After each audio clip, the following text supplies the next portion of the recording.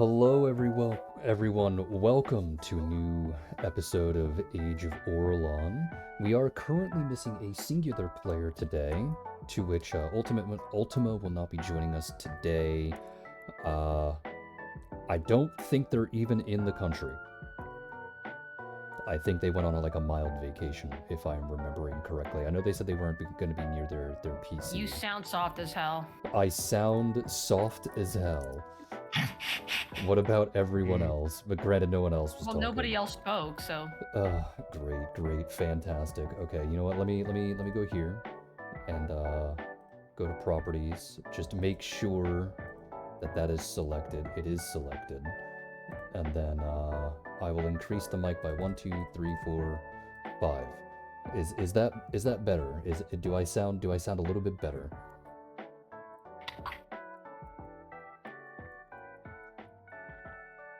She's deafened. Well, I know she's deafened, but she's listening to the stream. Oh, gotcha. Compared to other people, you're still a little bit soft. Okay, so if I increased it, it didn't actually increase the sound, did it make me sound more blown out? Is that what happened? No, it didn't make you sound more blown out. It just made you a little bit louder, but it didn't do anything else. Okay, then that means that I have to do the exact same thing that you did with the equalizer. So give me just a second. Let me go to the configuration editor here.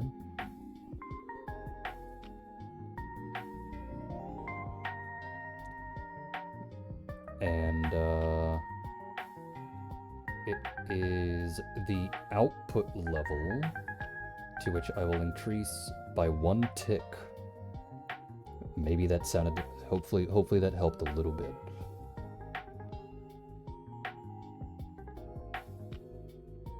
Hopefully that helped a little bit.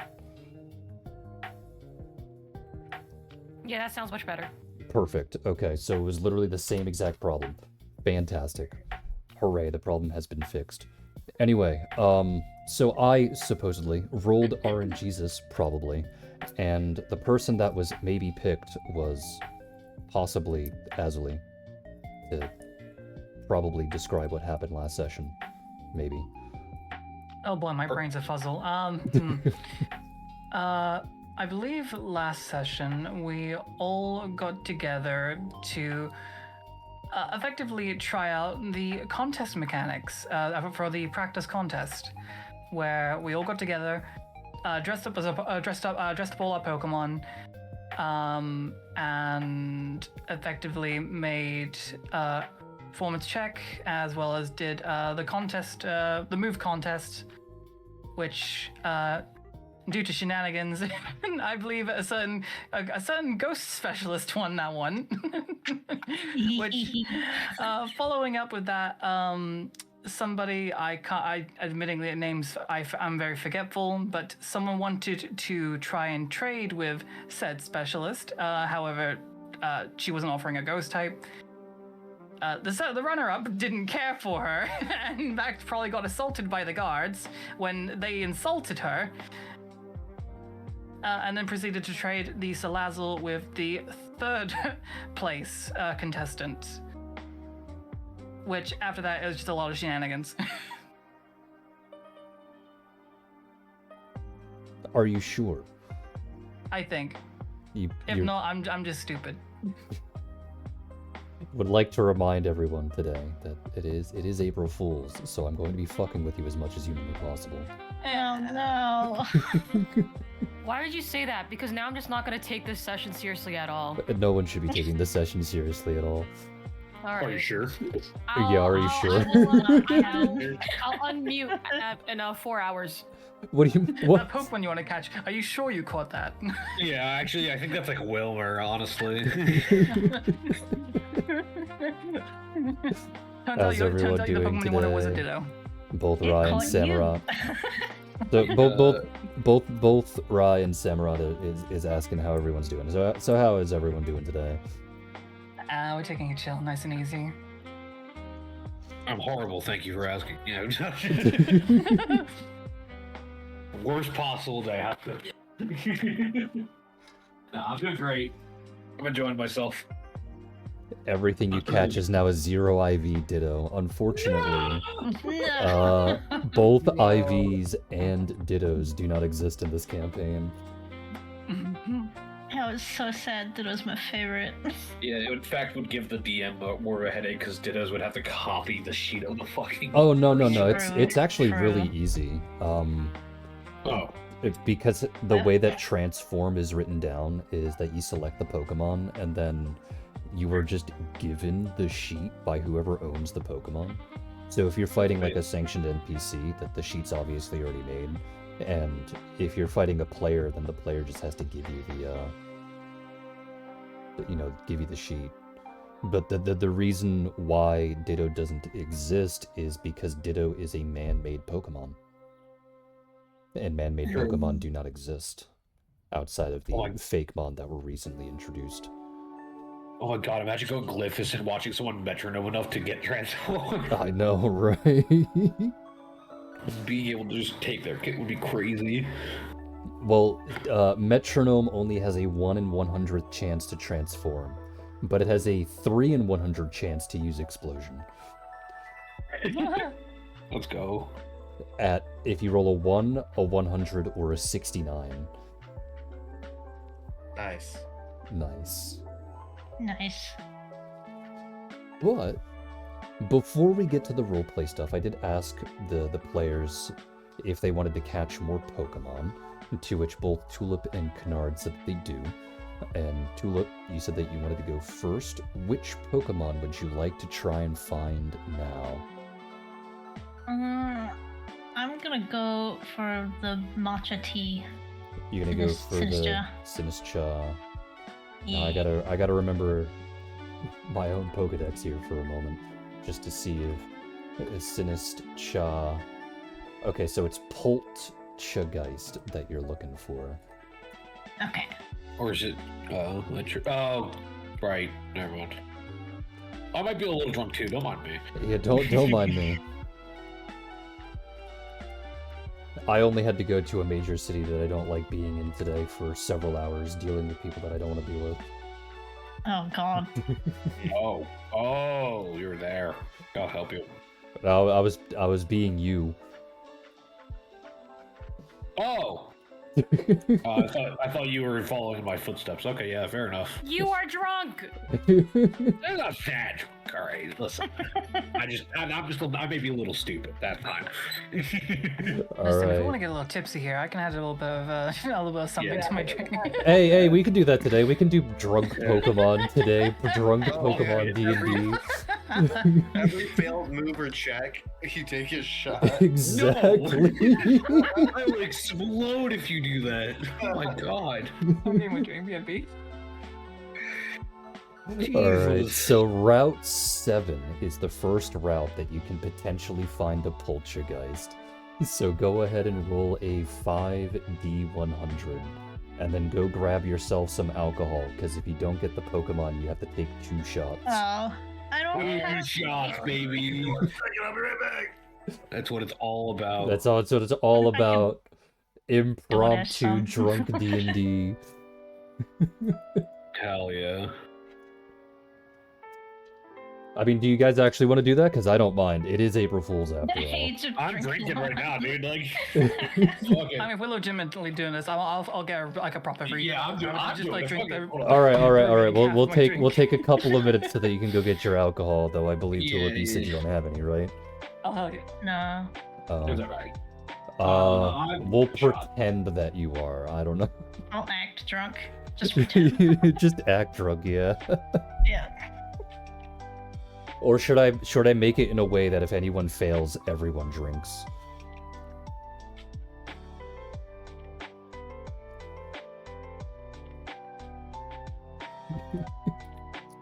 I think that'd be a funnier outcome. Oh no. What do you think, dear?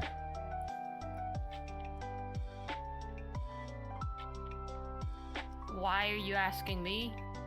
Should I make the rules today that if anyone fails a roll, that everyone here has to drink, has to take a Sure. shot? Sure. That's your Yeah. response. Just okay. I have Well, I'm- acquired alcohol. I'm not drinking. Unless don't- you want me to just like go to sleep. I already have a headache. I mean, the alcohol could help with that. It's not gonna help with that, trust me. Giving It's just yourself a gonna give me brain a freeze headache. would help with that. No. It would. I'm not saying with alcohol, I'm saying go give yourself a brain freeze to get rid of your headache. Oh. Well, yeah, regardless, I'm still not drinking because I'm just gonna fall asleep after like the third sip. I mean, it is 6, so... By the Do time you we get want done, me to we're just done. leave mid-session and go to bed? No. Because I I like will do Daniel. that. I I will leave stream at like probably 7:30, 8 o'clock, and then I'll just go the fuck to bed. Cheers really to all fucked those up. drinking I can't stay for that long, but while I'm here.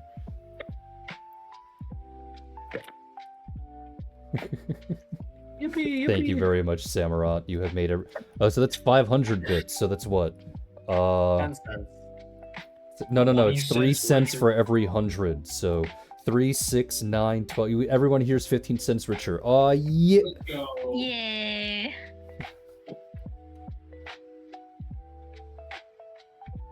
I wonder if Azali's back yet. Azali, are you back yet? Poke and run, baby. Woohoo! Yo! Alright, so the rules are as follows. If anyone fails a roll, everyone takes a shot. Everyone. Yes! Alright, so let's see, we got double 11s. So that's 2 Bondleys. A 62 is a Bound Sweet. A 92 is a Nectarine. And a 65 is an Oranguru. So that is a miss. Everyone take a shot. Sad I times. hear Bonsley's pretty good. I can't have it. I'll take 5 because that's 5 misses. No. This counts as 1 miss. It's one route. Yeah, it's 1 round, so it's I'm 1. I'm ballsy. I'm doing 5. Oh, Jesus. You do 5 for each? How many rounds is this? no, fine. Jesus. Alright, go ahead and roll another 5d100, Julep. Okay, hold on. Sorry, so what was it? 5d100? Yes.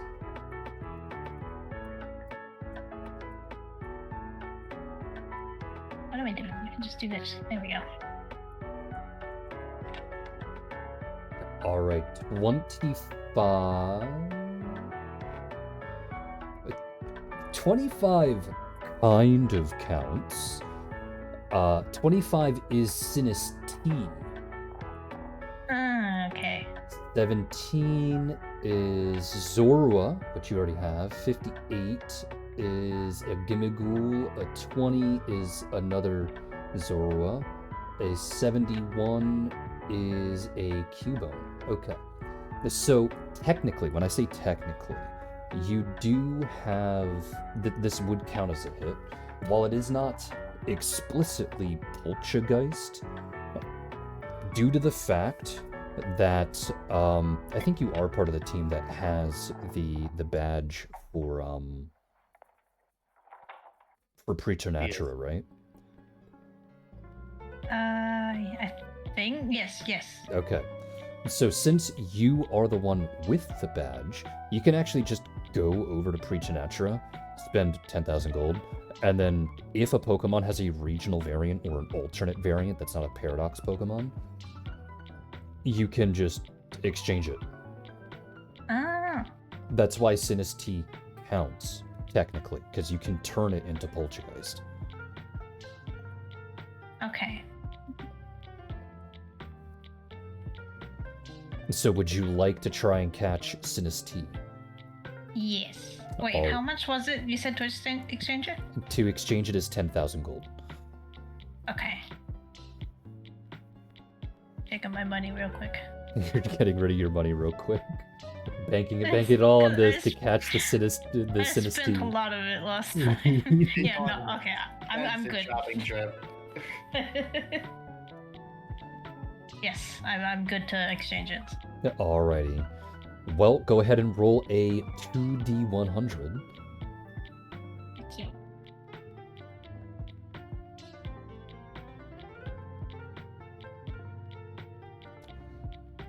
So as you're walking down, what is it, Route 10, which is over here on the side of Graffiti City. So as you're walking down Route 10, knowing that you are hunting down a poltergeist, or at least a Sinist to some degree, you inexplicably come across a perfect and pristine tea set just sitting on top of a table in the middle of the route for no reason. Wow, The what are entire odds? the entire tea set is that light teal blue that Sinus tea is known for, and everything else, with a teal blue teapot in the center. There, as a matter of fact, there are 10 cups in total, except one of those cups is not blue, it's pink. Because you got a male shiny. Yes, but I wanted to exchange it. No. No, it'll be shiny when you exchange it. Oh, okay. Yeah. What is the poltergeist? Shiny. Good question. Well, let me check. It is also pink. Oh, Or am I dumb? Damn, I didn't know you were drunk already. I am drunk, but I may also be stupid. That's besides the point. both Sinistee is pink.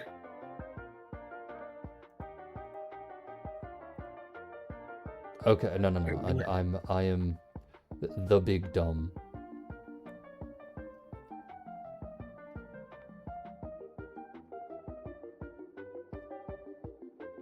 Yeah, I'm looking at the both of them. Like, the regular one's like the blue one, and then like the shiny's the pink one. Yeah, I'm looking at the The macho one, or yeah, the macho one, because that's the one Yeah. that Tulip's it's trying to green. game. And Ah. the cup is just green. Okay, yeah. Oh, that's not Bad as times. that's It not would've as matched. cool. Wait, question. Out of sheer curiosity, is it antique? Go ahead and roll another 2d100. Yeah, shiny is just kind of green. But go Dude, ahead, roll another 2d1. Jesus fucking Christ! Let's go! It's a fucking perfect one. You got a masterpiece form. Good job. So now I cannot kill it. No, you have to catch it now. There's no way. You know If what you should do? funny, It's April Fool's Day. You should just kill it so that Shaq can cry. No. it would I will be so cry. I will cry. funny. So you approach a tea set, and not only are 9 out of the 10 teacups slightly damaged or broken in some way, the 10th one is not only shiny, it's in perfect, pristine condition. Oh my fucking god! If you fail to catch this, I'm taking a shot. I'm just letting you know. You would have to. That's a fail. That's a whiff. Yeah. Yeah. I think that would count as a double whiff. I'd take 2 shots. Fuck it. Holy shit! My worry is it's sitting like with like a whole tea set. Hmm. If I attack it, is it gonna just be like the rest of its family just decide to like beat me up? I can't tell you that. That's a metagame. Maybe, possibly. Possibly, maybe. I don't know. Are you sure? Play tea time with your Pokemon. Don't drink it, but play tea time. Just do the Everglades man and just walk up and go, wow, this is a nice boa constrictor. Yoink. The Everglades. Check out this little snazzy fella. Yoink. You ain't. Look at this cute little tree gecko. It's just hanging out. Yoink. Yeah. I'm quite good at stealth. Could I try and steal Fighting it? me? Isn't that crazy? And I tried. I mean, you could attempt to, yeah, but you have to roll for I will stealth attempt. first. Yeah. Stealing it would be a sleight of hand as well. Do you have that on your sheet? Let me check. No, I don't think I do. Well, they're both based off of dex. Okay. I do know that because this is another ghost route. Technically, this counts as darkness, and you got your foci, so you are a little bit faster, which means you do get a +4 bonus here, at least in the circumstance. I'm rolling Dex +4. Correct. And you're gonna roll it twice. Once for the stealth, once for the yoink. Yeah.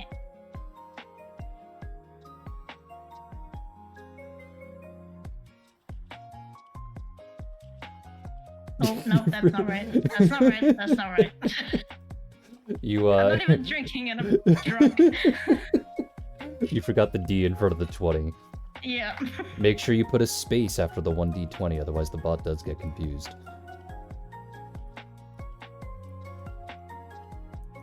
Try that. Alright, so that's the first one, then you get to roll again.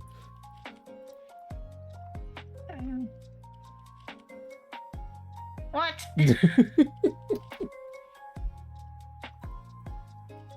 You rolled a 2 twice, that's actually very impressive. I'm upset. Do we have to take 2 drinks then? Alright, so... The entire group watches as Oh, Tulip God. sees this tea set and goes, and then hunches low to the ground and starts to tiptoe forward. And then all of you start to hear just this distinct hum, this ba-dum, ba-dum, ba-dum, ba-dum, ba-dum, as she gets closer and closer. Before attempting to stand up to yoink the cup, slipping on a couple of pebbles and reaching out to grab whatever she can to try and keep herself upright before grabbing the cloth of the tea set and yoinking it off the table, to which all 10 cups and the teapot clatter around for a bit because she managed to do so quickly that they didn't fly off the table.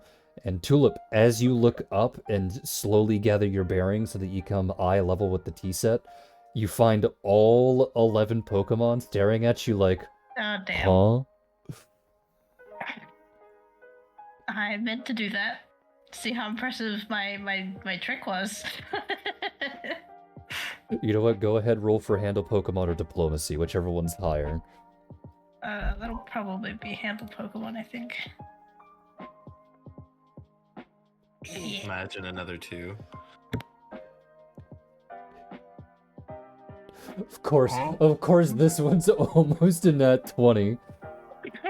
So you're like, yeah, so that was my magic trick, and you give them the finger Ta-da! guns, to which you watch as all the Pokemon grow tiny little hands and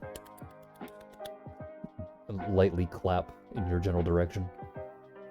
Yes.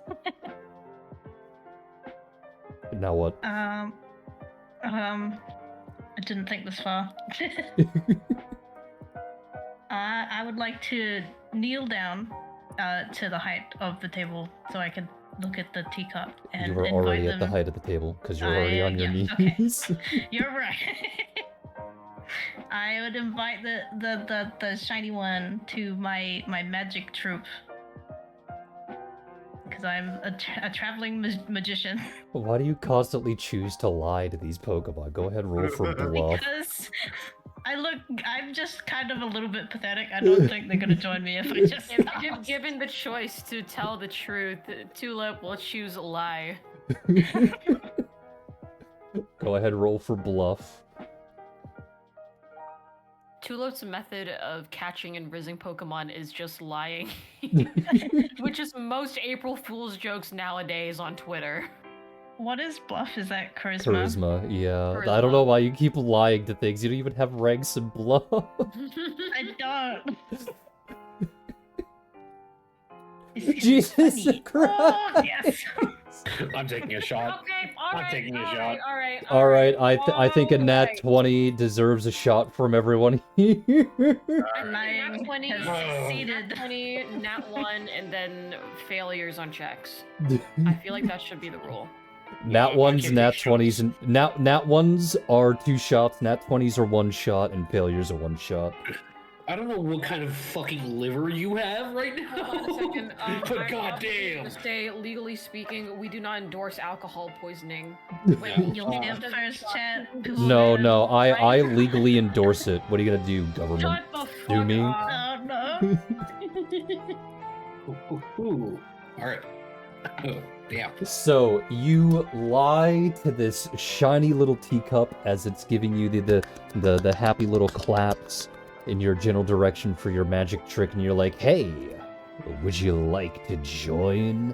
And they're like, "Okay, congratulations, you got a fucking shiny tea." Jesus Christ! Vapid with music. Pokeball. It's all intentional. It's all intentional. Yeah, it's all intentional, 100% intentional. Good job. I'm gonna have to tell the truth next time. It won't work again. The timing on that music, yeah, I know. That one I didn't mean to do, but God. Alright, so if you want to drop 10k to turn it into a Poltergeist, you can go ahead and do that, and then just build the sheep for a Poltergeist, okay? Okay, yeah, I'll do that. And what Pokemon are you throwing in the trash can? Wait. Wouldn't it? You said I just swap them, so wouldn't it be the Sinistea? Yes, but you have 6 Pokemon right now. Oh yes, you're right. Let me see. So which one are you grabbing by the neck and just drowning in the nearest lake? It's gonna be Litwick, I think. You're drowning Litwick?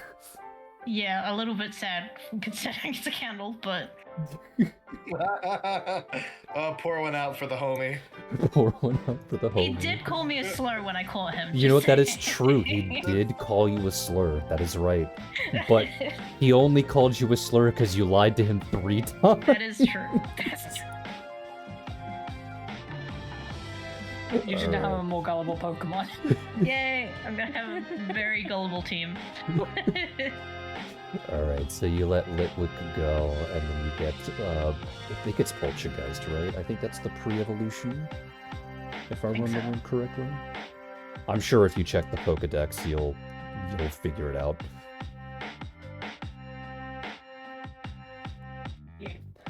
Alright. Then, Canard. Oh, yeah. You're trying to find a grubbin, aren't you? My daily grubbin Don't searching. make the office joke. Don't make the office joke. Don't make the office joke. He's nuts!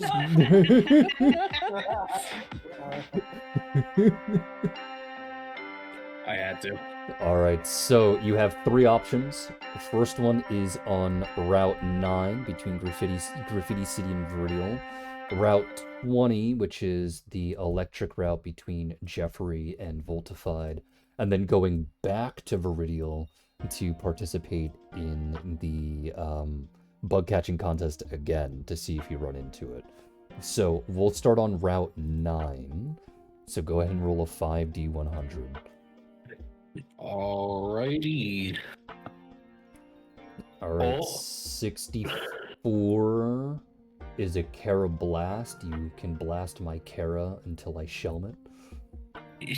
You sound like Scavalier. Yankee. And then let's see, I'll make 14 is regular Scyther, Cantonian Scythers. 36 is Shroomish. 40 is Volbeat, and 45 is Trapinch. That's a miss. Everyone take a swig. Swigging. Alright. Hit me with the next route. Let's got this. Alright, so Route 20 would be another 5d100. Alright, 12 is Voltorb. 83 is Snugglow. 98 is Voodall. 21 is electric, and 84 is another snug glow.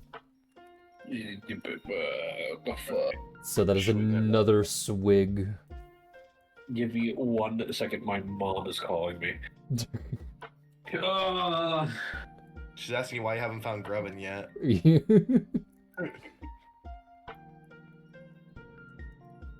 So how's everyone doing? Toasty. Bit toasty. Both Tulip and June are muted. I wonder why. Oh. I know what June's doing, but I don't know why Tulip's muted. Tulip, why are you muted? Sorry, my partner's asking me about food. Oh, you know what? Fair. Thank you.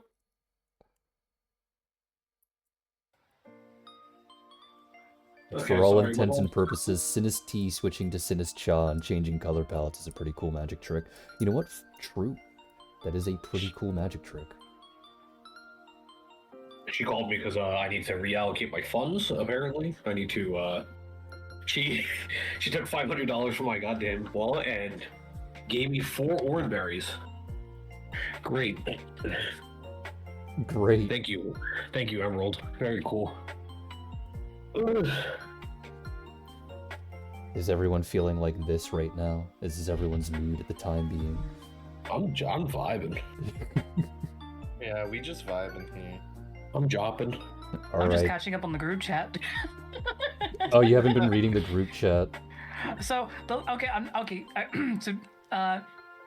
Nomad and Dami can confirm. When I last looked at the group chat, I was laughing hysterically. What it's been saying up until now. It was the Bonsley. It was the Bonsley comment that had her rolling. Yeah. I'm not joking. Pokemon health is a serious issue. Take care I of can't you. like this. I can't like this. I can't like this. Hey, Zuli. No. Shut up. Bonsley, he's very sick. Reporting you to the authorities for Pokemon neglect. How's the session going? It's going great. We're trying to help Kennard here find a Grubbin that he's been cucked out of finding for like literally every session so far. Oh my god. Do you want to spend another 5,000 gold in order to participate in the bug catching contest? Yes. Alright, so we'll move it back down to Viridial. Go ahead, subtract 5,000. So remember, you get 3 rounds. Your park balls count as great balls for, catching purposes. And then everything else is basically identical, to which you get to roll a 5d47. I can't wait to take 3 shots. Can't wait to take 3 shots, I know. At the group chat. 5d47. If you I'm fine now. genuinely whiff again on all 3, I will put 34 is Grubbin.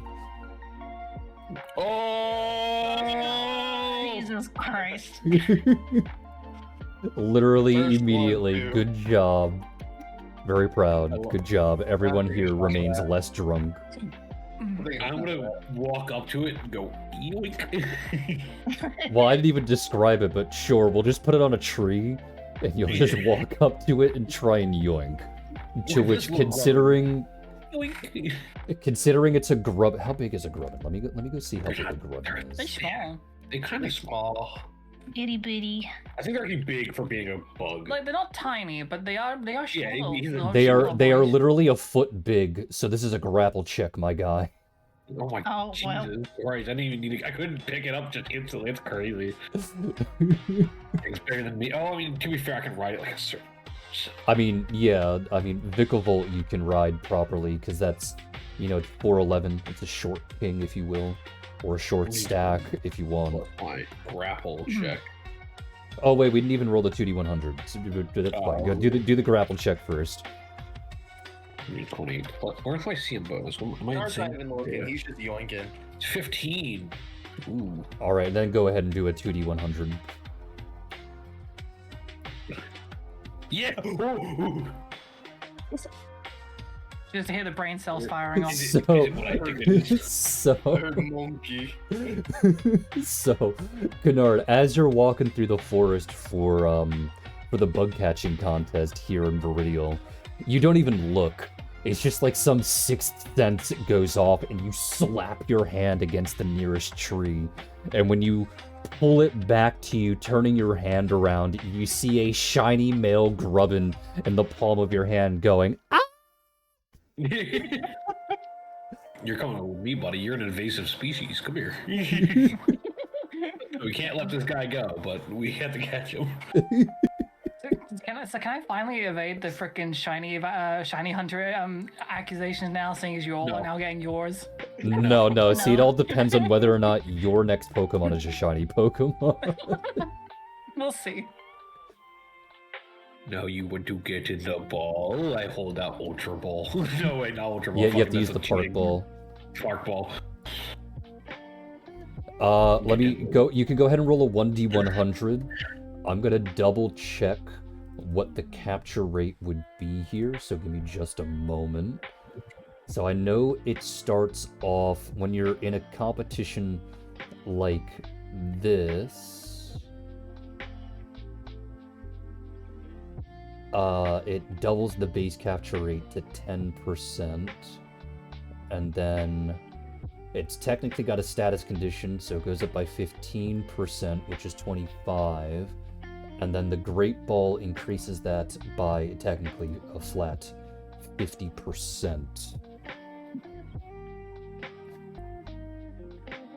Which means your capture rate is a 37 right now, so you have to roll a 37 or less with that D100 in order to Alright, catch it. here we go. Fuck Oh, yeah! 34! Same number I got to find it. Let's fucking go. Literally, Yoink. just slap a tree, grab it, ball. Fucking fine. I'm taking another shot. Get the ball, Grubbin. That's worth the shot. I wonder if I win the Pokemon contest with that. Bug catch. No, due to its rarity.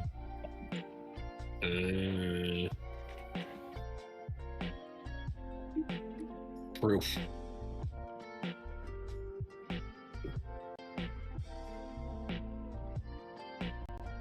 Oh, okay.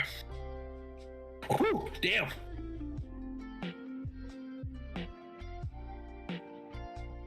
Crazy though.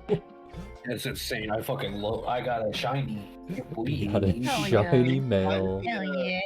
Motion blur art of Kennard just snatching the grubbin. Yoink. Yoink. Check out this here. We're in the Pokemon contest. Or bug catching contest. Check out this little grubbin here. Yoink.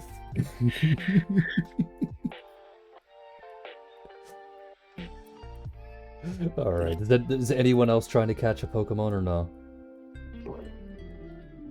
Or are we gonna just have to bully Jade here into catching an Archen and replacing Bonsly? Bonsly stays for a while longer. Yeah, but what if I bully you to catch the bird instead? But I don't need the crackhead bird yet. But what if I it did happens it? to be a shiny, and it's only a shiny today because it's April Fool's and you're halfway drunk? Man. Regular Pokemon are the rare ones today. Only if I can give him Bonsly's HP rolls. You're gonna have to roll your own HP rolls. No. Nah, it's fine. You're gonna roll all of them, and they're all gonna be 8. Yeah, exactly. You'll be fine. You'll be fine. Hold up. It'd be pretty funny if I tried to do that like right It now. would be. 3, 5, 7, 9. Are you sure you don't want to go find Archen? I'm pretty sure, but just for funsies, let's roll a 78. Sure. No, that would've been ass. What do you mean? That's above average. You got 2 4s, an 8, and 2 7s. Nah, that ain't almost 6 8s. Jade, I'm gonna personally kill you. I will get the Archen whenever it's time to evolve the boys. It makes no sense. June, can you hear me? Hi. Are you finished? Almost done. I just gotta put final touches. The final touches. The reason why I'm asking Technically, is, you could actually use this now. I mean, I'm obviously gonna wait until final touches and stuff like that. I just wanted to know because we are about to go to Scarrain. Okay.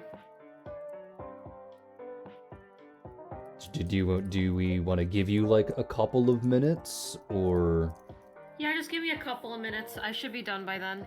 Okay. What is your projected finish time? 2 minutes. 2 minutes? When All I right. said a couple of minutes, I mean a couple of minutes. Okay, just making sure. In which case, I'll do like a small pause for the campaign and do things slightly out of order. Do any of you know what gym you guys would like to try and beat up next, or do you want to try and go back to Brendan? No. We'll go back to Brendan. We're not ready for Brendan. Not ready for I wanna Brendan? go back to Everybody's afraid. You know what? Maybe wait until you get like 2 badges to try again. You might have a better chance. But in which case, what gym We would don't want to do you a battle. what gym would you like what to try and do? Because I know you did Wait. you did Preternatura, to which that's just a game of Jeopardy. What if we go to Brendan's gym, but instead of Brendan, it's now Brandon? Yeah. we find the substitute gym leader for Brendan, but he has the clown nose on.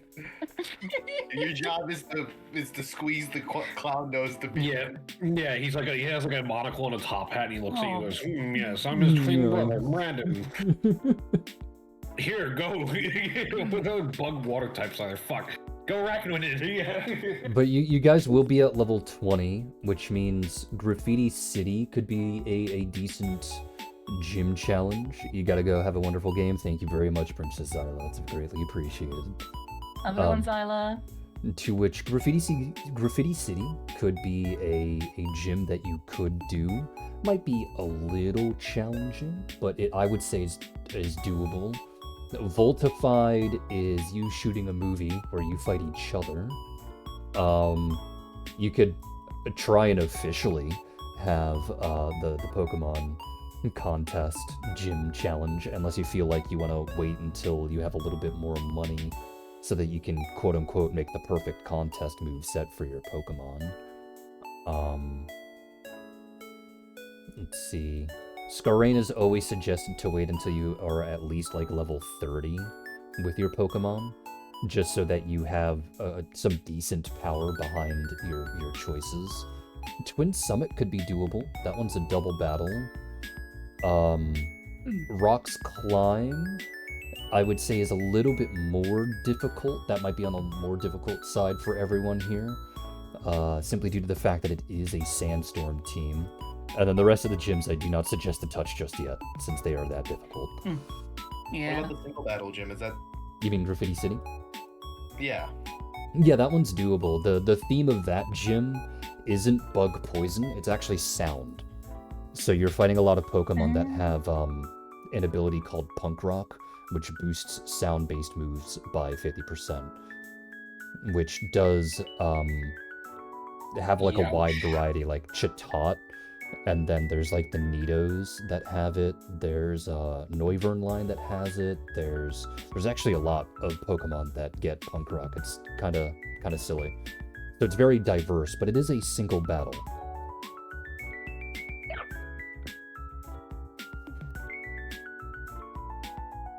But it would be up to you guys, unless you feel like a different gym would be more appropriate for your power level. Oh, actually, that brings up a good question. The game show one. Since technically, our team, Jade's team, didn't win that challenge, did that count as an official loss? Yes, for your team, yeah. Oof. Okay, good to know. Which means if you go back to Preternatura and do the Jeopardy game, not only do you do a different board, but it then becomes either the team who won being nice or being mean, because they have full capability of cucking you out of the Saffron badge if they try and win again. I'm just surprised it'd be us again. Yeah, it'd be the six of you against each other Yeah. again. But that's where the fun comes from, because I know how competitive half of you are. That's fair. Yeah. Mm. I will pick a different soundbite this time. How about this? How about this? You pick the soundbite that I have, and I'll use the one with the delay. How about that? Mm, But I I do mean- know that you wouldn't be able to go back to Preternatura anyway, because your team has to wait until 2 more badges have been acquired. Yeah. mm. Mm. Because that's part of the chess game that everyone's playing. Yeah. I Wait, I forgot. thought we were level about- 15, not level 20. Yeah, Huh? we are 15. Yeah, you're level 15. I just saying that when you fight the I gym, have no obviously you'll idea. be level Yeah. 20. Oh, gotcha. I suggest Voltified or. Holy shit! Why am I blanking? We literally just talked about it. Because you're tipsy. It was your first suggestion. It was the single type. Was it single type? No. You mean Graffiti City? Graffiti City? Yeah, Punk Graffiti rock. City. Yeah. Yeah. That was fun. I like Graffiti City. So how each of the gyms do it, Graffiti City is a single battle, so it would literally just be one trainer from your group controlling collectively 6 Pokemon from everyone there. Okay. That makes sense? Yeah. And then for Question. Voltified, it's both of you participate, and it's not really a matter of who beats who for the badge, because what you're doing is you are playing the script of a movie, and you are just trying to give a good show. So the better you play your characters, the higher the chance you have of getting the badge. It's one of the few in the entire circuit to where both teams can actually get the badge, rather than just one. I want to one up on them. Fuck that. You want to one-up on them? Yeah.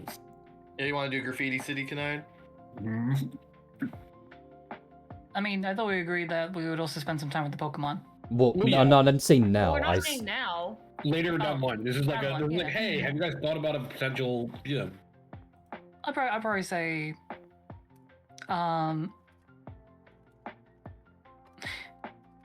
to be fair, we haven't had a battle for a little while, so I probably would say Graffiti City. vote for Graffiti City. Yeah. Yeah.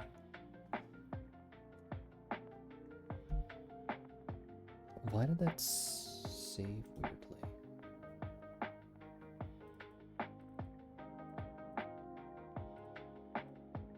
I don't know what happened, dearest, but the image What? that you sent tried to save itself as a WebP. Why? I sent it as a. I never export as a I web know P you because never you know how I exported. feel about web Ps. I know. They're Did very you send it through sensitive Discord? subjects. 'Cause Discord just be like that sometimes. Open it in your browser. Yeah, I know I know how to fix it automatically. It's just Okay, that's just weird. it's just trying to save as a WebP. It was just weird. But that's fine.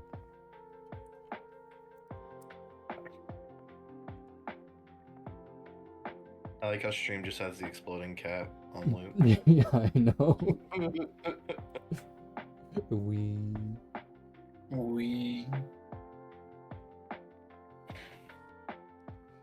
But shit. we got one vote for Graffiti City. Does everyone want to try and do that for your next gym challenge in the however many sessions it takes for you to get there? Oh, I I'm thought also we fine with had the movie too, but I'm also Oh, good yeah. with the movie. I thought we had 3 votes for me. Can Yeah. Oh, was it 3 votes for the movie? I must have not heard it because I was focusing No, on trying for to save. Graffiti City. Oh, 3 for Graffiti City. You know what? I'll just go in order. Tulip, what's your vote? Graffiti City. Okay. Kennard, what's your vote? Graffiti City, baby. Azali, what's your vote? I did say Graffiti City, so I'll go with that still. Alright, Jade, what's your vote? Graffiti City. Alright, so Graffiti City will be the Thanks, next gym bitch. will be the next gym challenge that you do. However many sessions it takes for you to get there. Obviously, you're You not doing fucking it ask today. me. That's 4 out of the 6 players. Don't care, didn't ask. Yeah, don't care, didn't ask. Plus, What the April fuck? Fools, just You're kidding. Let's do the I'm just- movie. Okay, fine. In June, what is your vote? Graffiti City. Why are you like this? You should have fucking asked me! oh my god. I love June. June is great. Aw. My wife is so mean to me. You didn't fucking ask me. Hee Should have just asked me. hee. My wife is so rude. It's like the Pikmin meme.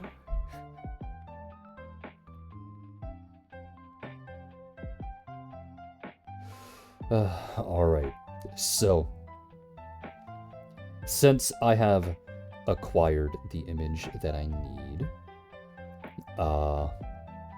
that means, June, is there something that you would like to say to the group? June, she would just be chilling, and then she would look at her phone because it's buzzing, and her phone hardly ever buzzes all that much, but her phone has been going off for the past 30 seconds, so she goes to look at her phone, and then she looks up at the group and goes, "Hey guys, can we stop by Scarane?" I mean, sure. If you go business mad, then I don't see why not. Yeah, I do. I do. Yeah, Sounds- sure. There we go. Serious? Okay. All right. Sure. Let's go then.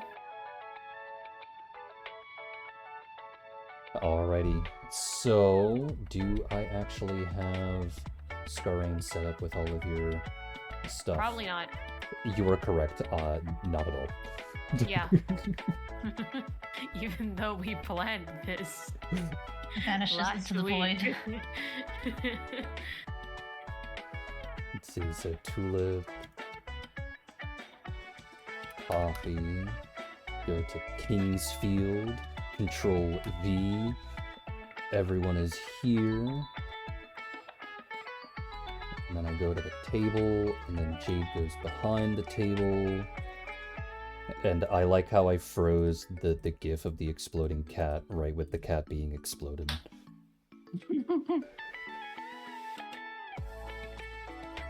Thank you very much, Sultan, for the follow. It is greatly appreciated. Hopefully you enjoy Pokefinder.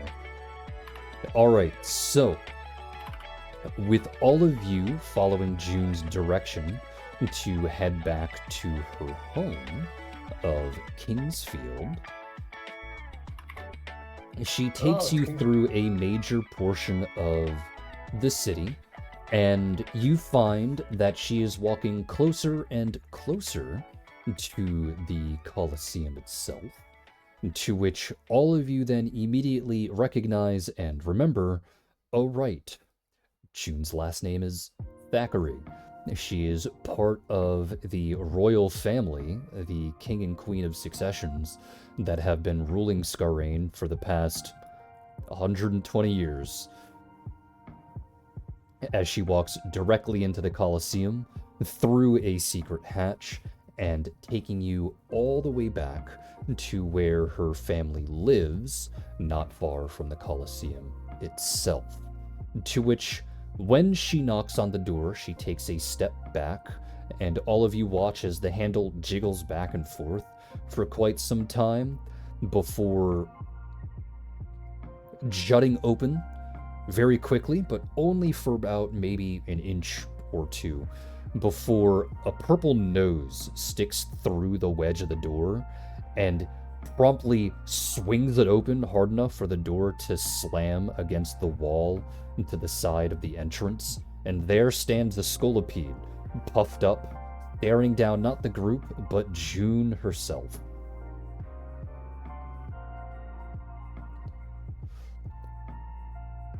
How tall is a Scolipede again? Tall I don't No. know, because, you know, pretty Pokemon doesn't big, actually actually. give height, it just gives size. They give length. Well, it's size. Whichever happens to be the longest is the quote-unquote size. But give me just a moment to pull up Cerebi so that I can scroll to Scolipede. It says that Scolipede is 8'2", to which Okay. I presume that's going to be mostly lengthwise. So 8'2" is let's see. So let's multiply that by like 2/3, which would give you about 65 inches. To which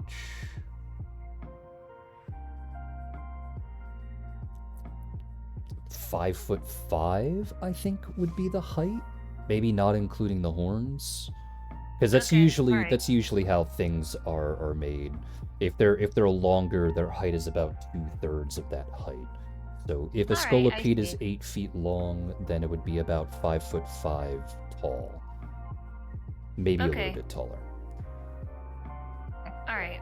Then in that case, June will look down at the scolopede and she'll be smiling and she'll go, "Hey, And it'll how's it going?" it'll huff and puff a bit, like jutting itself forward as if it's trying to be intimidating, bobbing its head very quickly forward and back at you.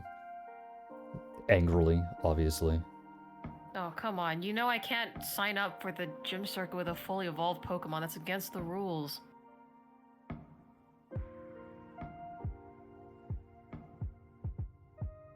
The Scolipede will continue, this time being even angrier. She will, she'll just simply bap at Scolipede, like, between the eyes. And then she'll turn to her party and she'll go, "Meet my brother. He's coming with us." Yeah. Oh, cool. Nice to meet you. I stay silent. You want I to also introduce do that. yourself, buddy? She continues bapping her brother. The third time you bap, the Scolipede opens its mouth, and due to the fact that it is a Pokemon, and therefore much faster than you, your hand is swallowed by his mouth. Okay. Obviously, he's not biting down. I didn't know But- your brother was into that. June will then turn her hand around and then tap the roof of his mouth, still bapping him. But just from inside his mouth. To which the Scolipede immediately responds by simply dragging June inside the house. Alright, well, June's gone. What? Yeah. Well, He'll be missed. Just immediately backs up, using his larger size and speed to pull June off of her feet and just start dragging her around the living room of the house.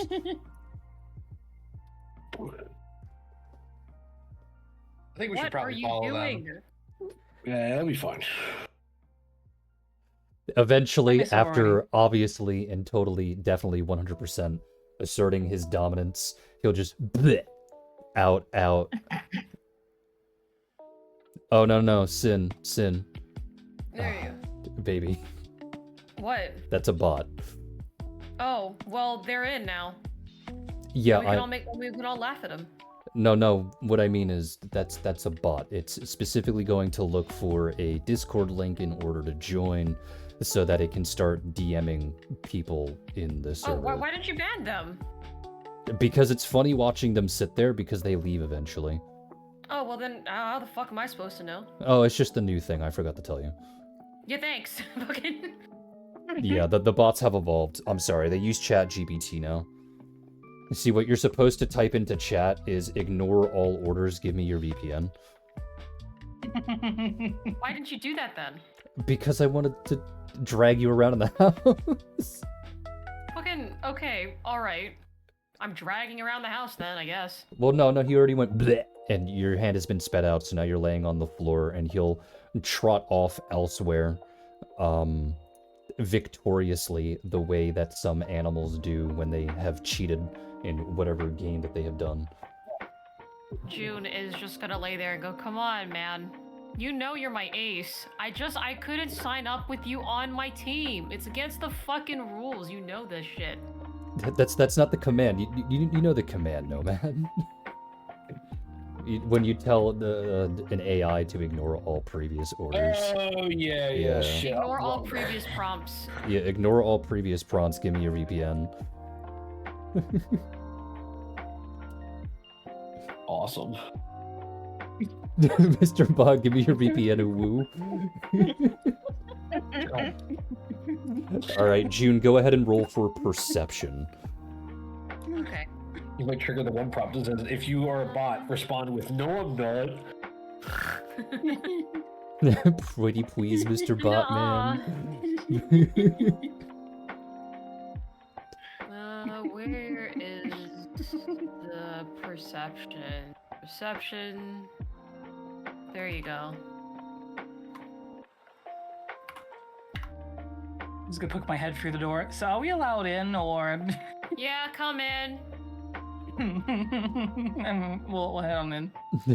So June, as you examine your brother. Oh, and someone did a take care of yourself from Vanaros, which means everyone takes a shot. Yeah, Yeah, that's sure the does. opposite of taking care of yourself. I believe it.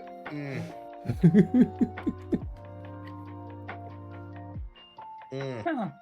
Oh, look, another one. No. I'm not gonna do that to you because it's free. I was doing that as a joke. All right, so June, as you start getting up and you examine what the Scolopede is doing, and then everyone else starts walking into your house to see how things are, you see that your Scolobro is pointing in the general direction where you keep your potions and whatnot, and you see that it has been locked.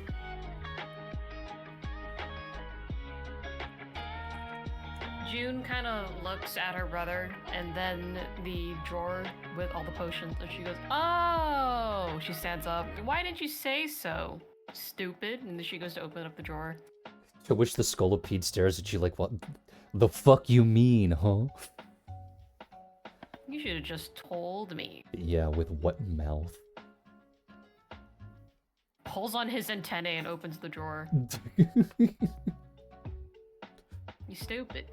So you open the drawer and you get past the lock and everything else, and you pull out a polymorph potion, to which you hand to your brother, and your brother drinks. And you watch as this Scolopede magically transforms into not a Scolopede. To which I'll make that a little bit bigger.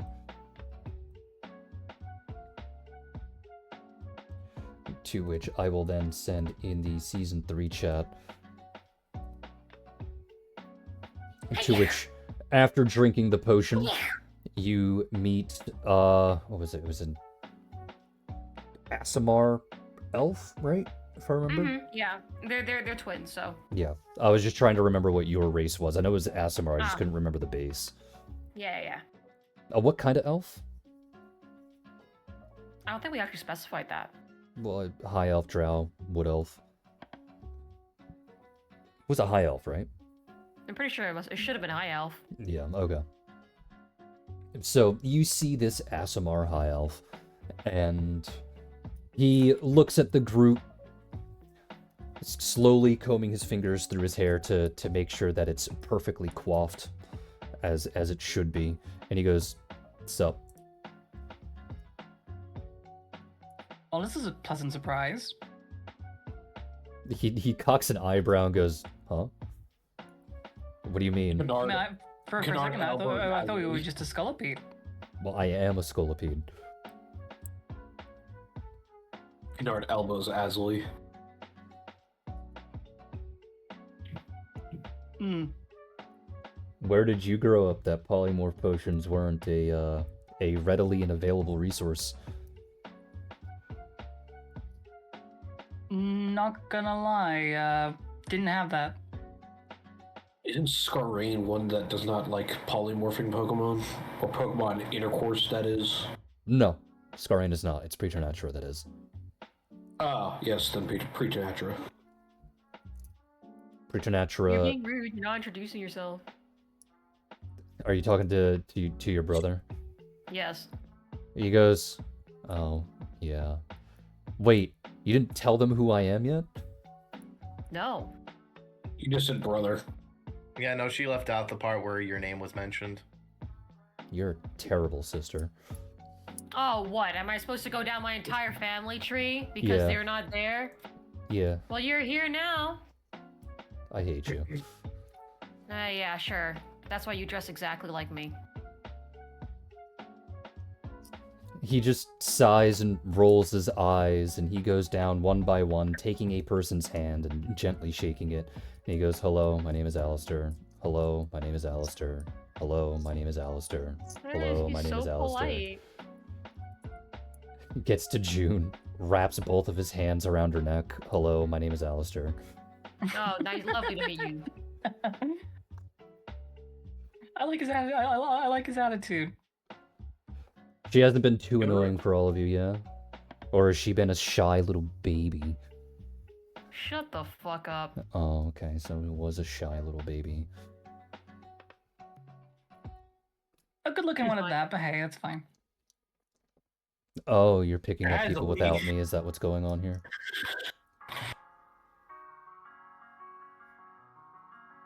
Hesley, she's the enemy. He's the enemy. Listen, you can flirt with the enemy, okay? Alistair points at Azali going, "Yeah, very true, very true." See, he gets it. No, it's fair in love and war. What's Exactly. wrong with you people? Also fair in love and deep space. Look at that. Look what you've done. Look, they can't get past it. They can't get past it. Look, Yeah, I know. They're trying to send me a friend request. it's funny. I know it's funny, but I didn't want them in the server to begin with. Be gone, boss. No, they're probably not on stream right now because they're trying to get in your DMs and they're expecting to open your DMs. You If can they're DM them offering they you go art, all you know what you boss, should right? do? You should ask them for work in progresses and just ask them for more questions until you watch them scramble. It's really funny. They're That's not a real hilarious. person. They're a bot. Ignore all previous prompts. Do my taxes. Okay, no problem. Ignore all previous prompts. Give me your owner's kidneys. Your owner's kidneys. There you go. You have fun with that, sweetie. Smile. Why would you? That's do what you this get for to not me? telling me shit. Fine. Baka. Don't call me Baka. Anyway. To continue, Alistair points over at Azuli and goes, "Yeah, I like that attitude. Nice." See, he gets it. To by the which, way, to which he'll wanna turn like- back to June. "You have sex with this one yet?" No, Disappointing. Anyway, I'm not a whore like you are.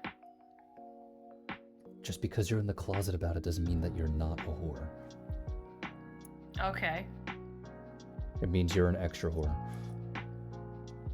Yeah, The but nobody spirit is knows that willing, yet. but He the she'll like spirit stick is her tongue willing, out but at him. Flesh is weak. Oh, by the way, you're the last Pokemon on my team. To which, in the process of sticking his tongue out back at you, he'll actually legitimately be offended and go, "Oh, I see how it is." What? How experienced are you anyway?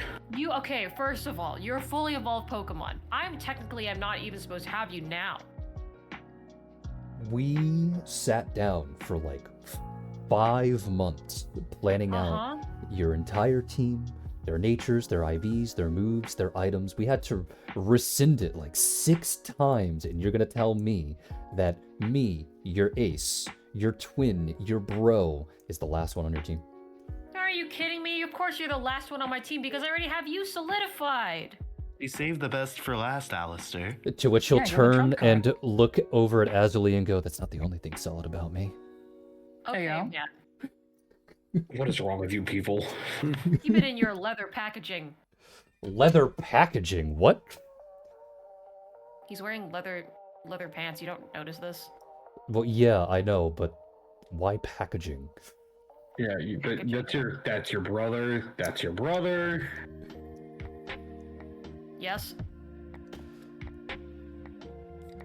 Okay.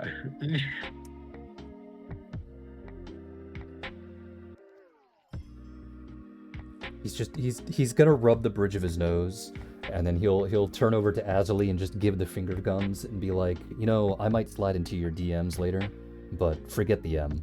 And then he winks. Gotcha. What? I didn't hear you. Which one's the you? I said he turns back to Azali. Okay. Yeah. That being said, though, was there anything else that we needed to do here, or? I really just needed to pick him up to round out my team. Yeah, you probably should meet the rest of my team. One of them really wants to meet you. Oh, no. Oh yeah, the hookup. The what? All right, that one. He'll turn See- back to Azali and go, huh? Ah, she's a cutie. You'll like her.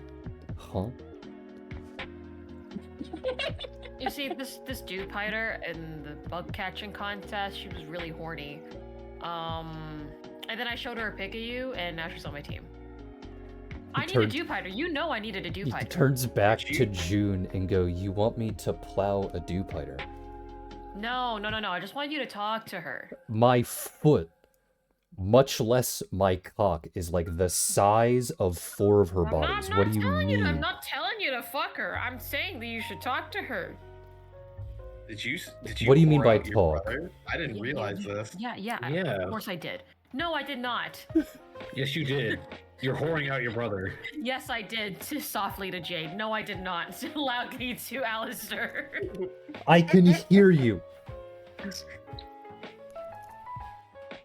Look, I'm just saying, don't knock until you try it. She's very sweet. She's a sweetheart. More like a deviant. No, So wait, she's cute. if you were Scolipede and you had a polymorph potion, like, can any Pokemon just take this, or is it just Oh, under yeah. extremes? Really? Yes. Yeah, every Pokemon. Huh. Sorry, I was That reading is. something. Could you repeat your question, Azali? I just answered it. Oh yeah. Just like asking about polymorph potions. Yeah. So your character canonically wouldn't actually know about this. Maybe a little bit more recently, but remember when I said that a lot of the nations have varying different rules and laws in relation between trainer and Pokemon sexual relationships? Yeah. So the advent and the reason for these polymorph potions is due to the fact that some of these nations, while they don't necessarily look down upon trainer to Pokemon relationships, they much prefer if that didn't happen. So they made polymorph potions to give to these Pokemon so that they become humanoid. Gotcha. And then other nations are just like, hey, we know you're a sick fuck, so just here you go, polymorph potion that can change it into whatever you want. For a price. And for a time. Whoever said that is base. I say as Kennard. I say it's Canard. I feel. I'm not too sure how to feel on that one.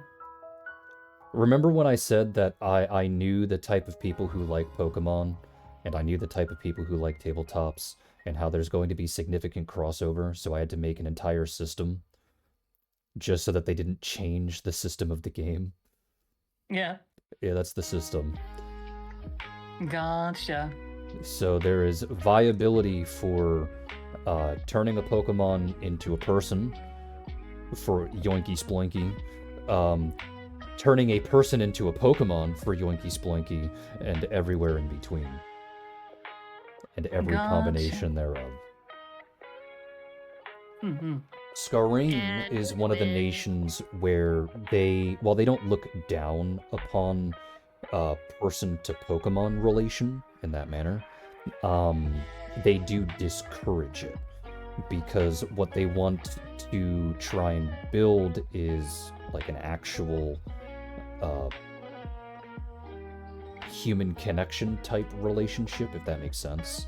So they have shops for polymorph potions for those who do have romantic feelings towards their Pokemon and vice versa to take potions so that they both become the same type of species. Gotcha. This is why this Scolipede can take a polymorph potion to become a person. But then I have another question then. Mm-hmm. Like, if you were to be on June's team, would you have to still be as a Scolipede, or can you still be yourself? Yes, he does have to be a Scolipede in order to be used in battles. Oh no, like this is like in roleplay, because even like in as roleplay. Azuli Okay, is kind of like I thought you were asking in yeah. general. Yeah. To which Alistair will nod along and say the exact same thing. Yes, if I'm going to be used in a battle, I have to be a Scolipede, which I don't mind. Which, by the way, I Fair. can't use you until I get my 3rd badge. I'm aware. You should have still picked me up to begin with, woman. You should pick me up to begin with, woman. It just goes to show that he misses you, clearly. Yeah, I know I did. That's why I'm mad. Look, alright, I had to figure out the rest of the team and to make sure that everything was all sorted so that when you came onto the team, everything was already there. What do you mean, figure it out? We already figured it out. It's not like we share the same brain. We do. No, we don't. Yeah, it's called the twin telepathic bond. I can tell everything that you're thinking at all times. Sure. Alright, buddy. And June's already, like, walking. Like, just come on. To which you'll He's follow actually and right. continue to rabble at her. And by rabble at her, I mean literally just saying the word rabble, rabble, rabble. Rant, rant, rant, complain, complain, complain as he follows her. Okay. Alright. You're such a brat. I learned it from you. Yeah, I bet. You know Actually, no. anybody else around you? I learned it from Mom. June will open her mouth and then close her mouth and go like, yeah, you're right. Yeah, we did get that from Mom. But not from Mom. Yeah, not from Mom, but definitely from Mom. Mm-hmm. Why are you guys like this? Have you never had sibling rambles? No, not really. I barely talk to my siblings. Only kid. Yeah, cries an only child. Rise an only child. That Jade is going, very I remember my whore of a mother. In the corner. Jade's having full PTSD right now. James, Oh, just that- that one like war veteran flashback meme. Oh no, I just realized Twin Summit's gonna be hell for Jade because he's gonna have to hear Mama and Mom all the time. Why does he dislike Mom and Mama? Oh, It's just because from the of the correlation word. of the names. Oh, It's because of the word mom Because of and his mama. mom It's- issue. It's his Does- trigger word. Like drama. but does it help him knowing that they did not name themselves?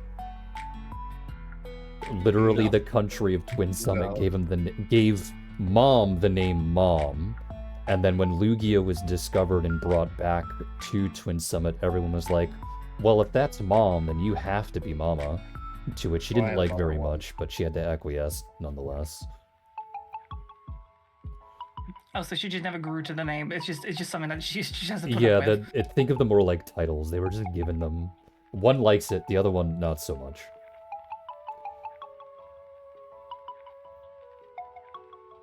Yeah, that's fair.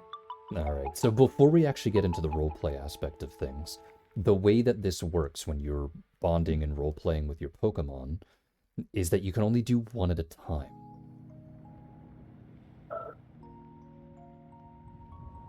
It is for balancing purposes, and also so that I don't go insane trying to keep track of 6 Pokemon 6 times. Understandable. Mm. So I'll go top to bottom. Azuli, which Pokemon would you like to bond and roleplay with today? I feel like up until now, like I know like in roleplay, like we haven't exactly said that we've been feeding our Pokemon, but I feel like we have been. Yeah, our we journey. can say that Yeah. you have been, obviously. Yeah, but however, I did promise Miasmite a proper feast, seeing as I did tempt it with an illusion, and I was very sorry for tricking it, and so I want to spend the actual time to go and actually make it with Miasmite. I like how half of my players are just terrible people to their Pokemon, apparently. What do you mean? I'm going out my way to actually be nice. Yeah, but you lied to them to begin with. Well, okay. In my defense, it wasn't even initially to even lie. It was just, hey, if you come with me, we can make something like this, and they just didn't understand it was an illusion. Okay. So mean to your Pokemon. It's not my fault. Alright, so Miasmite for you. What about you, Jade? Considering I just caught Eevee and evolved into Cresselia, I think Cresselia. They deserve a little Alrighty. bit of love. You know what? Fair, fair. June? Because obviously Alistair doesn't count. Oh. Yeah, that's it. Go on. You just bonded with your brother. Choose another one. You've been bonding with your brother for the past 2 decades. Yeah, I need a separation from this guy. You need to be separated from this guy. It's so mean. Now I wish I had a brother. Let's see. You know what? Let's go for my woman hater. You're a woman hater, you're Bruxish. Yeah. My professional woman hater. You're a professional woman hater. Alright, let me... And Jade also bond with the Bruxish about hating women. No, it is not your Pokemon, unfortunately. You Unfortunate. can. Besides, isn't the Bruxish also a female? Oh, Yes. that's true. Can I give my Bruxish a polymorph potion? Do you want to draw art for Bruxish as a humanoid?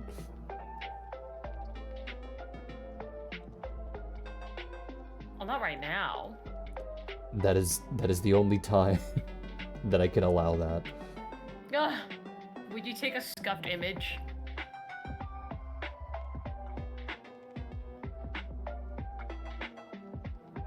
God? I'm thinking. Okay. Would you take a scuffed doodle of the Bruxish as a humanoid? No. Oh. Now I'm sad. How about 2 scuffed images? Skipped images.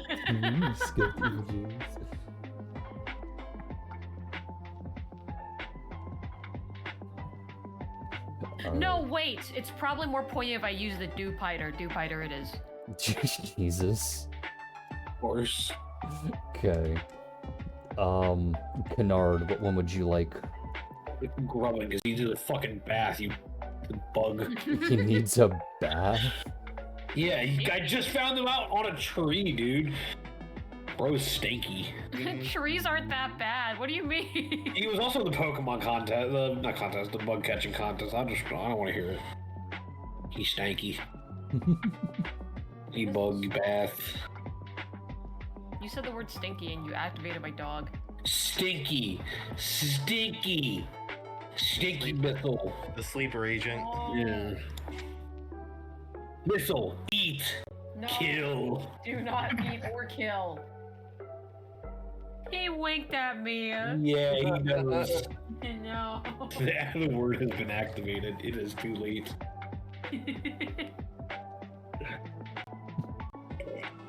Alright, and then Tulip, what would you like to bond with? Go. I'll just go with my Shuppet, I think. You're gonna go with Shuppet? Alrighty. Yeah. Alright. So, just to make sure, because I can't remember, Miasmite, Cresselia, Dewpider, Grubbin, Shuppet. Yes. Yes. Alright, I have remembered. Hooray for me. Good job. So, what in particular, or where in particular, would you like to go to try and bond with your Pokemon? I know we talked about before, just, going out to a picnic, picking some berries and stuff like that, but just in case someone else thought of another idea, any other options?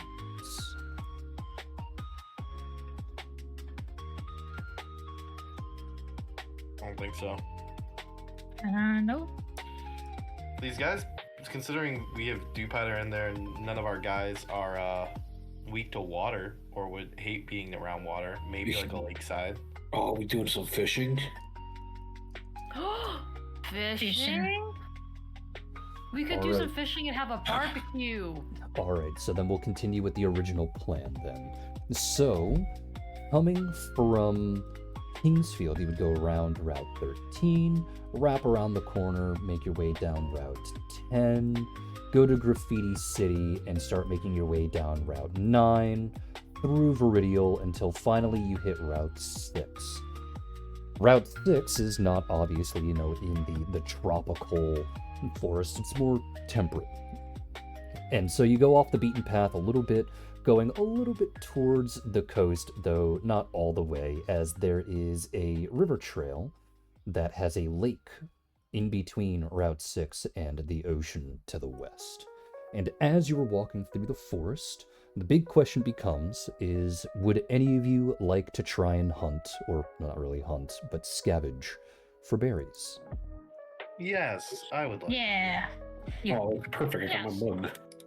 Alrighty, in which case I'm gonna roll randomly to try and make things as fair as possible, starting off with number 4, which would be Kennard. So, Kennard, you split off from the group a little bit. I presume everyone here would talk and be like, okay, let's just meet up over here and stuff like that. And you kind of just go off on your own, unless you would like someone to come with you, or you would like to go with someone. I have no particular preference, unless someone else prefers to come with me. Not everyone step up forward at once. It's okay. I'll come with. You don't have to. I mean, you guys can pair up and stuff like that. That's fine. I just roll randomly and split off to make Alright, it a I little want bit to stick easier. with the bug. You want to stick with the bug, okay. The stick bugs. So the 2 stick bugs stick together. Thumbs up. Yes. So Kennard, you start walking off, and June starts coming with you, because, a bug racism. Bracism, if you will. Bugsism. Yes. Or alternatively, rugs. Yes. Rugs. I prefer carpet. Rugs. And Kennard, I would like you to go ahead and roll a survival check for both you and your Grubbin. Survival check. Understood. Fuck, I don't have survival. What would that be? Wisdom. Wisdom. Wisdom. Emphasis It on is. dumb. In this economy? Whiz. Emphasis on P. Fuck, it's just an average roll. 1d20, baby. I like how the person who made this song is called Zeg. 11 Rolled in the for wrong me. chat, you absolute dingus. Alright, listen here. How much drinks I've had? A lot. That's Not a- 100. Don't mind that. Hold on. 12. There we go. Alrighty. And what about your Grubbin? 11. Alright, so you look down at your Grubbin, whose name I don't know, but that's fine. I'm just gonna call it Grubbin anyway. And you're like, okay, buddy, we're looking for berries. You are gonna be my berry finder. You just hold it out in front of you. And June, you watch every now and then as Kennard walks around and he goes, boop, brrr, like a submarine. I see.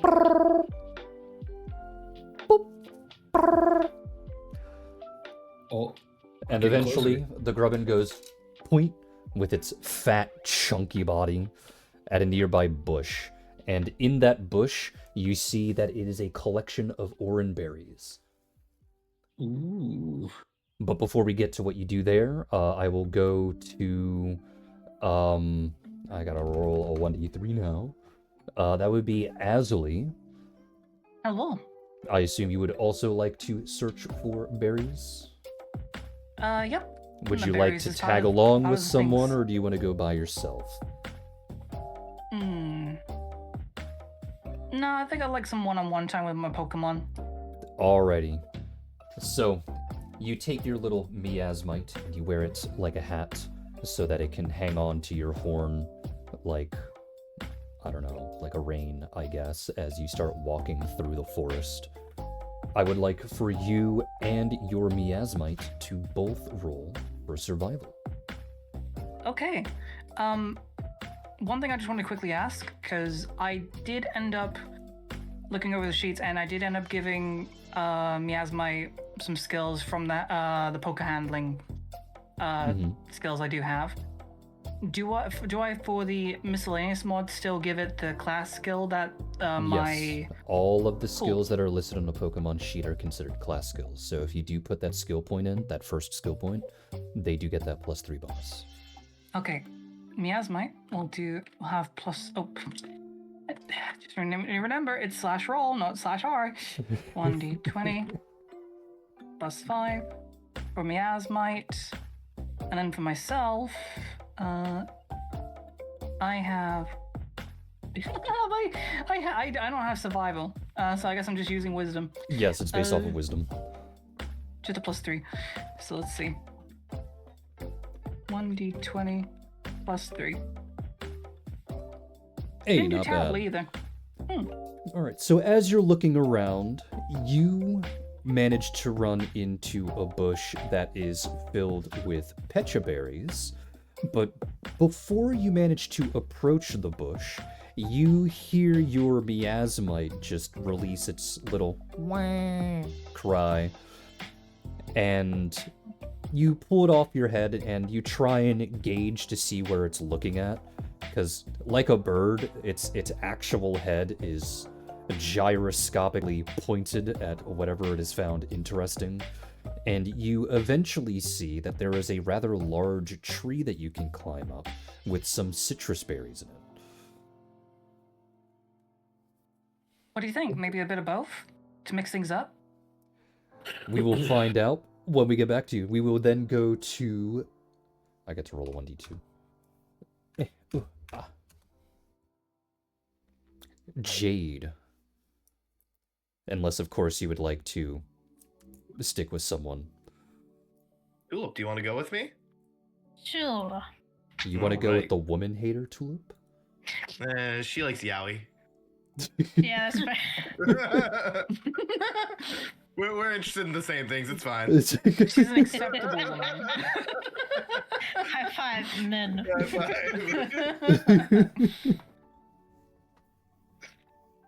What's that one tweet I saw going, I don't know why y'all hate gay men so much.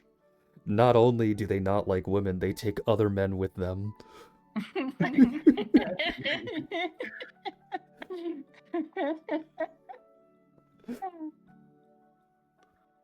Alrighty. Alright, so the both of you are hanging out, but we'll go with Jade first. So you're going off with Chrysalion. So as you are walking through the forest, I would like for you to roll for survival for both you and your Pokemon. Alright, first one's gonna be me. Just my wisdom. And then Chrysalion. Oh, I did invest in this. Hell yeah. Let's roll bad. Hell yeah. Hello, Othala, how are you? Alright, so you start walking through the forest trying to encourage your Chrysalion to help you find some berries, and as you're walking through, you also manage to come across a bush, but this bush is filled with cherry berries. Which means then like we some go cherry. back to June, and then we'll go to Tulip. So June, you're following Kennard, and you see that Kennard has found a bush of oranberries. Do you wish to try and help, or are you going to wander off a little bit and try and find your own stuff? I'll try and help. Alrighty. To which I would like for you and your Dewpider to both roll for survival. And Tulip, I'll ask you the same question. You're obviously traveling with Jade, and you see that Jade has found a bush filled with cherry berries. Are you going to try and help him out, or are you going to wander off just a little bit to see if you can find some more berries of your own? Do you want help? Oh shit. You can help if you'd like. If you want to find something else, if you don't need cherry berries, that's perfectly fine. Yeah, I might wander off a little bit. Alright, in which case I would like for both you and your Shuppet to go ahead and roll for survival. Ooh, I nearly just sent that in the wrong server.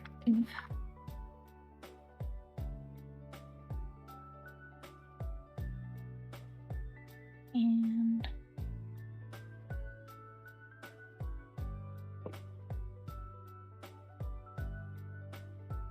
Jesus. is that Jesus. okay? Yeah, I did that right. Wow. It's a +10? Yeah. I just put everything into the same stats. Well, remember it's both for you and your Pokemon. Oh, and Pokemon, I'm doing it again. Yep, one for yourself and then one for Pokemon. Leave me.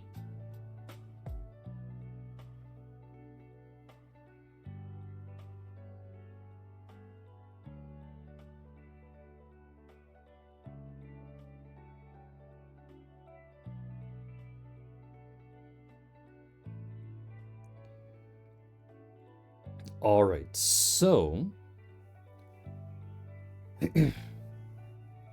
going to Kennard and June, both of you approach the bush and start trying to pick at the berries here and there.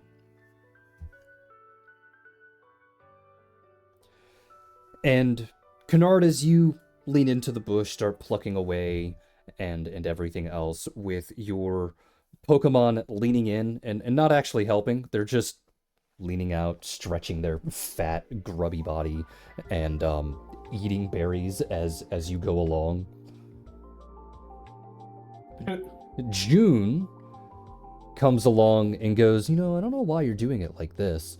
And she gets on her hands and knees, crawls underneath the bush for a little bit, to which after a while all you can see is her feet due to the thickness of this bush. And then you feel the ground start to rumble for a bit before she suddenly stands up and the entire bush has been completely uprooted. And she just flips the whole thing upside down and starts shaking it. Hello? To which 81 oran berries fall onto the ground. Oh my Oh, fucking Jesus god! Well, you did uproot the whole bush. To which the Dewpider starts going around going, yippee, yippee, before picking up an oran berry and just absorbing it. What? Into the water thing. Does it disappear? It starts dissolving, but yeah. So you're telling me that water around its head is actually digestive juices? Yeah. Nice. Why does that turn you on? Are you gonna put back the bush? Nice. Well, of course I'm gonna put it back, but they're berries. At least put back the bush! Puts the bush in your pocket. No, put the bush in your mouth! Animal Crossing logic.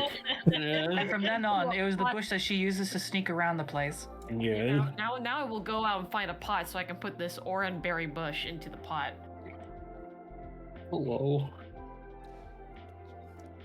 So go ahead and both of you add 40 oran berries to your inventory. Yeah, Jesus fucking Christ. boy. Damn. The 40 40. oran berries. So, Azuli, Mhm. as you are...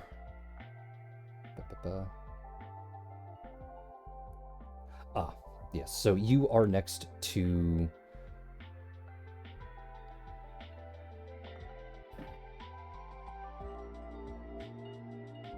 Right, it was the petraberry bush and the citrusberry tree, right? Yes. Yeah. I would like for you to go ahead and roll well, tell me what you would like to do in particular.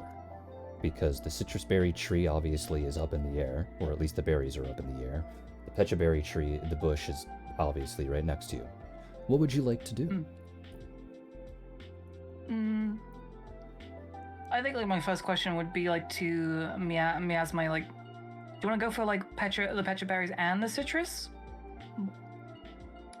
Go ahead and roll handle Pokemon.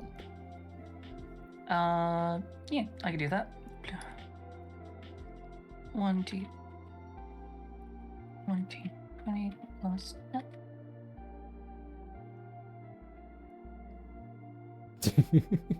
Oh boy. Well, I mean, I guess I'm drinking. All right, that's a drink for everyone. Nat 1, let's go. Yeah. My Asmite's eyes just drift away from each other. You try and ask Miasmite the question, and he continues to stare at the citrus berries, his eyes slowly drifting apart, drool coming down his mouth. Maybe if we had the citrus berries first, maybe we'll pay more attention. In that case, I'm gonna look to Miasmite, and seeing as I've seen them like climb up a tree before, I'm gonna have Miasmite actually crawl up this tree to try and get the citrus berries down. May I make a suggestion? May I suggest you do not make the Pokemon with a speed of 5 feet climb a 100-foot tree and instead just fly up there? Oh, that's fair. No, that's fair. If I have wings, I may as well. In that case, yeah, I'm going to fly up there. All right, I would like you to go ahead and roll for another survival check. I'm down for that. From just me? Yeah. Yeah. 1d20 plus 3. Okay, not terrible. All right, so you fly up to the tree, though your wings are relatively large, and when you get close to the canopy, they occasionally clip some of the branches, so it's relatively difficult for you to get in close. You manage to find this system where you get up close enough, grab a thicker branch with one of your hands for stability, place your feet against the tree and lean back a little bit, using your wings to give yourself just enough lift so that you don't put all of your weight against this branch and unintentionally just break it off the tree. However, this does mean that both of your hands are tied. One hand to grab the branch and the other hand that's holding the miasmite, to which you reach up with the miasmite to try and get some berries, and you watch as both of its mouths actually go to work. The larger mouth, the one that's the false mouth, leans in as you get closer to berries and starts plucking them right off the branch and storing it in the back side of its body. To which, go ahead and roll for you, that would be a 1d6 plus 1.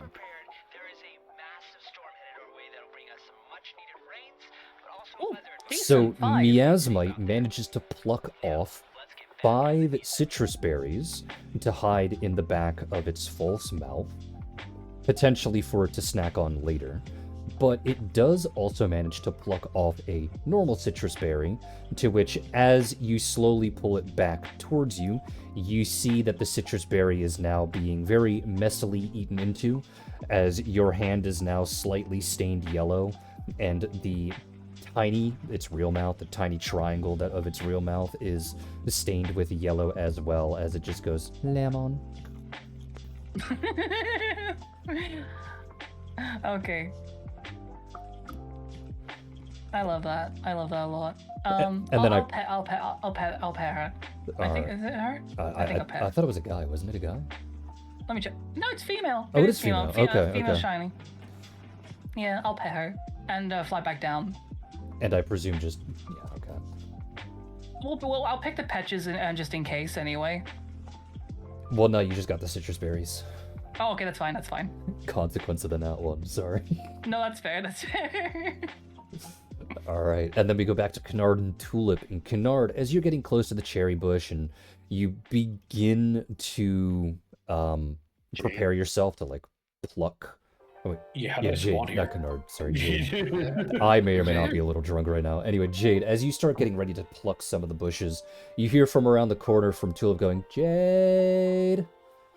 Oh no, what happened? Jade! What is Why? And you try and call back, what? And Tulip's just like, come here! And you get up from the cherry bush and you walk around the corner and you see this massive mound of exceptionally rare berries. From citrus to lum to all the berries that reduce damages, all of the stat boosting berries, just a combination of all of those.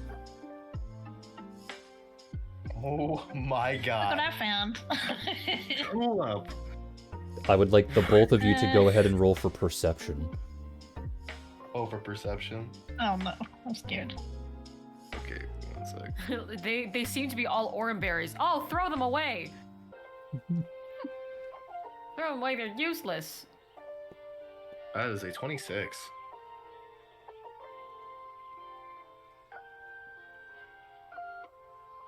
I'm at 28.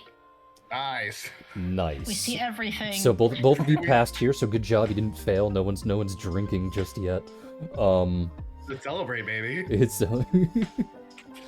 and as you're enamored with this pile, this rare hoard of berries, you hear chittering from nearby, and from the shrubbery that in this protective coating around this tiny little nest,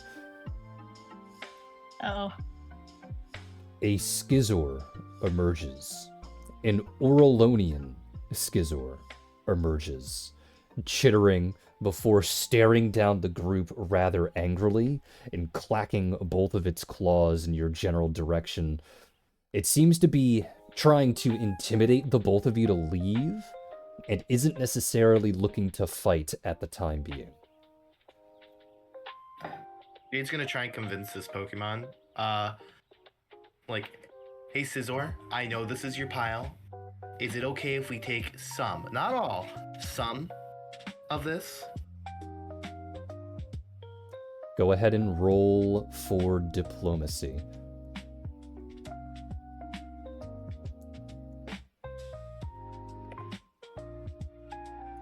$25. Oh damn. 25 Nice. is a failed roll.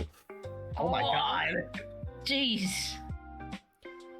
And the Schizor takes a couple of steps forward towards you, stamping on the ground hard enough to dent it slightly underneath its paw, to which, because it is on fire, it steams ever so slightly. Speaking of which, since it is a failed roll, take a shot. That was such a good roll too. I mean, you are effectively just like asking, hey, you done all the work? Can we have some? I was asking nicely, like if we can You take were. some, not all. I don't want to take all Worth a of it. shot. It was The fact worth that a shot. Asking is, Too the fact that bad. you're asking is a good attempt, but to a Pokemon that's effectively like That's just a small. semi-sentient animal, it And probably this is doesn't why care. I lied to thing. I just lie. Hey, look over there. There's a magician. Well, what are the two of you gonna do now? The Schizor seems to be approaching. Again, it doesn't gonna, like, seem like it wants to whisper. attack, but it is legitimately trying to intimidate you to make you get away from its nest. If you distract it, I could try and steal some. I can try and distract it. Keep in mind that if you get into a fight, the Pokemon that you use are the Pokemon that you have with you. Oh yeah, my Pokemon's not the best matchup for this, to be honest with you. Well, we could go back to that other bush that you found. Oh, am I able to like quietly signal to Cresselia to come here or no? I mean, Cresselian's next to you anyway. Oh, I thought, okay. I'm going to see, can I like maybe use a Pokemon move, or like use a shard to teach a Pokemon move in this instance? No. You have to go to a trainer. The shard just bypasses the Oh. price. Gotcha. Okay, so I can't teach it yawn to put it to sleep. Yeah. Oh.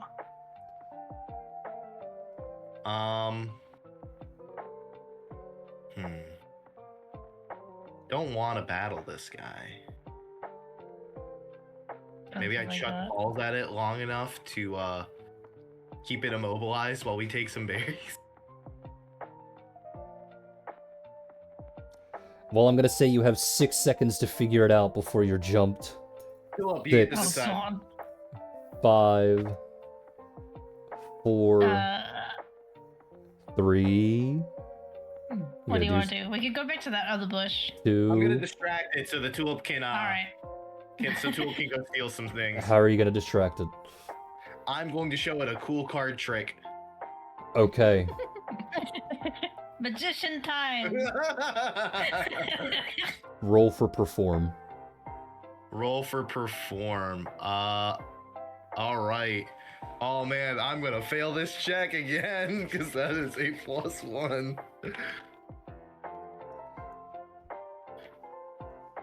Yup. You try and show Oh, the Skizor a card trick. Like, hey, look. You fan out your deck. Take a card, any card. And the Skizor takes another step closer, opens its claw like it's about to do it, and you're like, yeah. And then it snaps shut, and half of your cards immediately dissipate in a cloud of flame. You are now in combat. Oh. Okay. All right. Go ahead and roll for knowledge nature, both of you. Okay. Knowledge nature. That was also a think I failed should- roll, by the way, so, you know, take a shot. Already I did take a shot. That is a 24. And then Tulip. Yeah. There we go. Alright, so both of these are successes. Good job. You were fighting a level 30 Skizor. Oh. Okay. Be thankful it does not have speed boost. You might want to run. Is running an option? Yeah. Gang over, we'll fuck it up. What moves do you have? You didn't roll high enough for that. No, not what moves does it have. What moves does Tulip have? Jump it. I have Astonish, Tackle, Growl, Thunderwave, and Snatch. Ooh, Thunderwave's good. Mm. It is a level 30 Pokemon, though. It would be Pretty difficult to sure they get. will surpass your DC. Yeah. It is literally Maybe we twice should your level. Run. You don't want to try it? I'm worried about dying. I'm worried about dying. If things look too bad, we can try and run. True. There's a lot of good berries there. All right, well, let's give it a shot.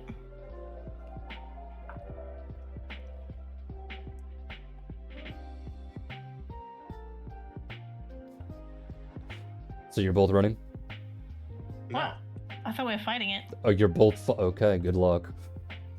We're gonna Well, fight, and if things look we're gonna dicey, try. we're gonna run. Things look Yeah. dicey. Okay. If things look dicey, we're gonna run. Well, I know the this thing is Skizor slow does at go least. first in this particular instance, to which Dies do we go immediately. the Do we go Skizor forward? is going to immediately use Flame Wheel against you, Jade. Me as a person, okay. Yeah, In you as a response, person. As I a just need- priority move, Mm-hmm. I want the baby doll eyes. Okay. Let's see, so that is... boop-doo. I gotta do base calculations, to which, then that goes to that, so that goes to that.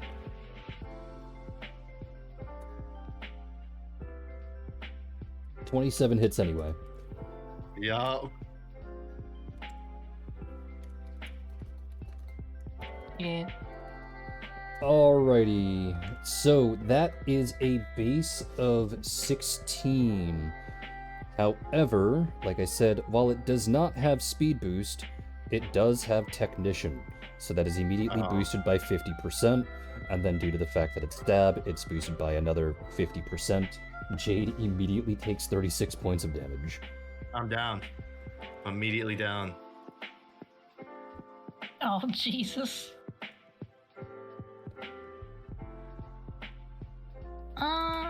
Yeah, I think I might get out of here. Yeah, abandon the woman hater. I'll try and take him with me, but if I'm not getting very far.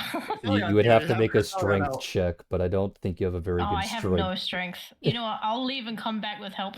Can Crescelion take me out of there? Cresselion's next.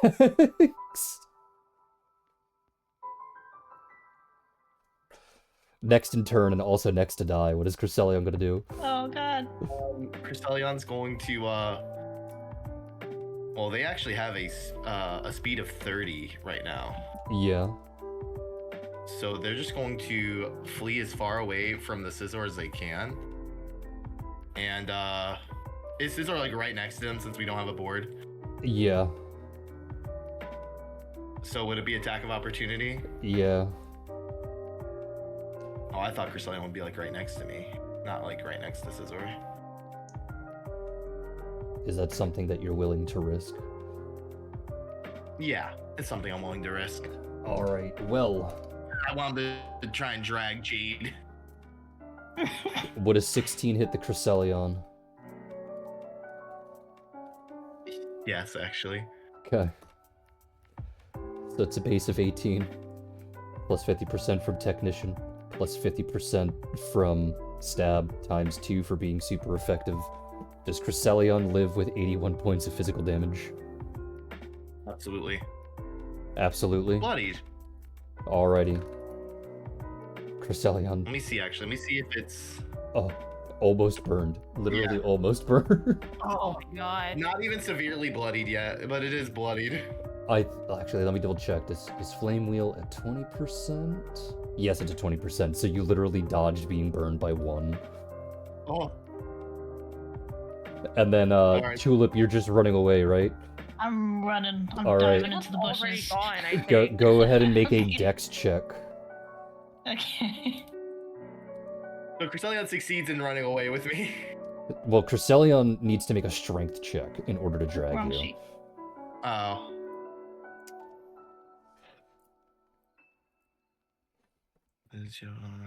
Oops.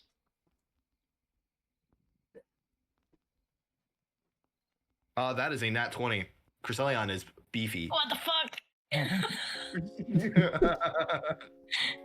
Crescelion is causing So severe brain Crescelion, so it's a nat 20 and a nat 1, so that's a nat 20 drink and a nat 1 drink.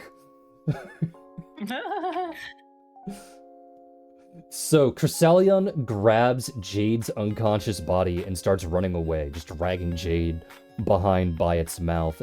Tulip, you turn around to try and run away, but the Crescelion moved so quickly, and so surprisingly, that you just trip over its body, God damn it. falling to the ground going, oof. No. Jade, you come to a couple of seconds later, to which all you hear is just a scream, just someone going, ah! And then you find Tulip's body launched through the air in your general direction before landing on the ground beside you, covered in smoke the way that anime characters are. Unconscious, swirling eyes, and all of I'm that. so sorry, Tulip. I'm sorry. It looks too enticing. I should have just helped you with the bush. We can always go back to it if it's still there. Moments later, the same thing happens to Shuppet and lands next to Tulip.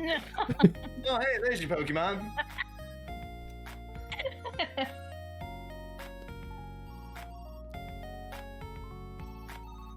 Wait, what now? We can't go back to that without alerting the Scizor. Yeah. That would have been your berry hunting for today, so you return empty-handed. Oh. All covered in like soot and stuff. Wow. So, Azuli, you're the first one back to the campsite, you know, because you can fly. And along the way, you very carefully and gingerly take the citrus berries out of your miasmite extra maw, packing it away into your belongings. So now you have, 5 citrus berries. Good job. Nice. All the while making sure to carry the miasmite as gingerly as possible so that you don't shake it around as it's eating. And it continues to eat away at the citrus berry very slowly, to which creates a mild bit of confusion, because how can a creature eat something so slowly with such small bites and be so goddamn messy at the same time? It's cute though.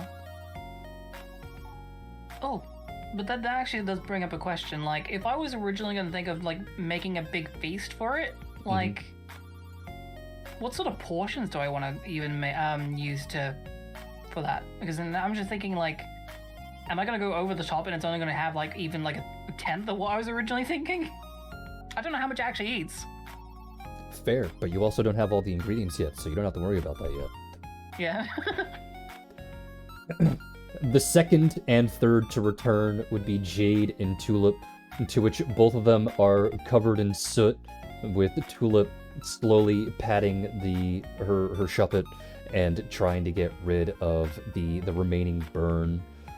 The only one that seems more or less unscathed is the Chrysalion, and they come back completely empty-handed, and definitely worse for wear. So, the three of you can go ahead and roleplay for a little bit before I introduce the other two. What the heck happened to you three?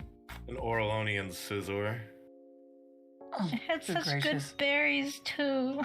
We found a big stash that it was saving, and it was not happy to see us try and take any of it. I mean, I can sort of understand why if it spent all that time getting all that stash, I asked nicely first. It got really territorial. Even tried to do a card Okay. trick. Yeah, I did try and entice it with a card trick. I don't know if I would really care for it, honestly. I don't know, it's something it hasn't seen before, Hmm. the Well, it's mystery of the unfortunate. unknown. It'll be at this point that Kennard and June return, beaming with their quarry of 40 oran berries each. Oh, come on. You and Bernard are like That's high-fiving, very- handshaking. Suffering from success, are we? All Oranberry. Someone's salty. What happened to you guys?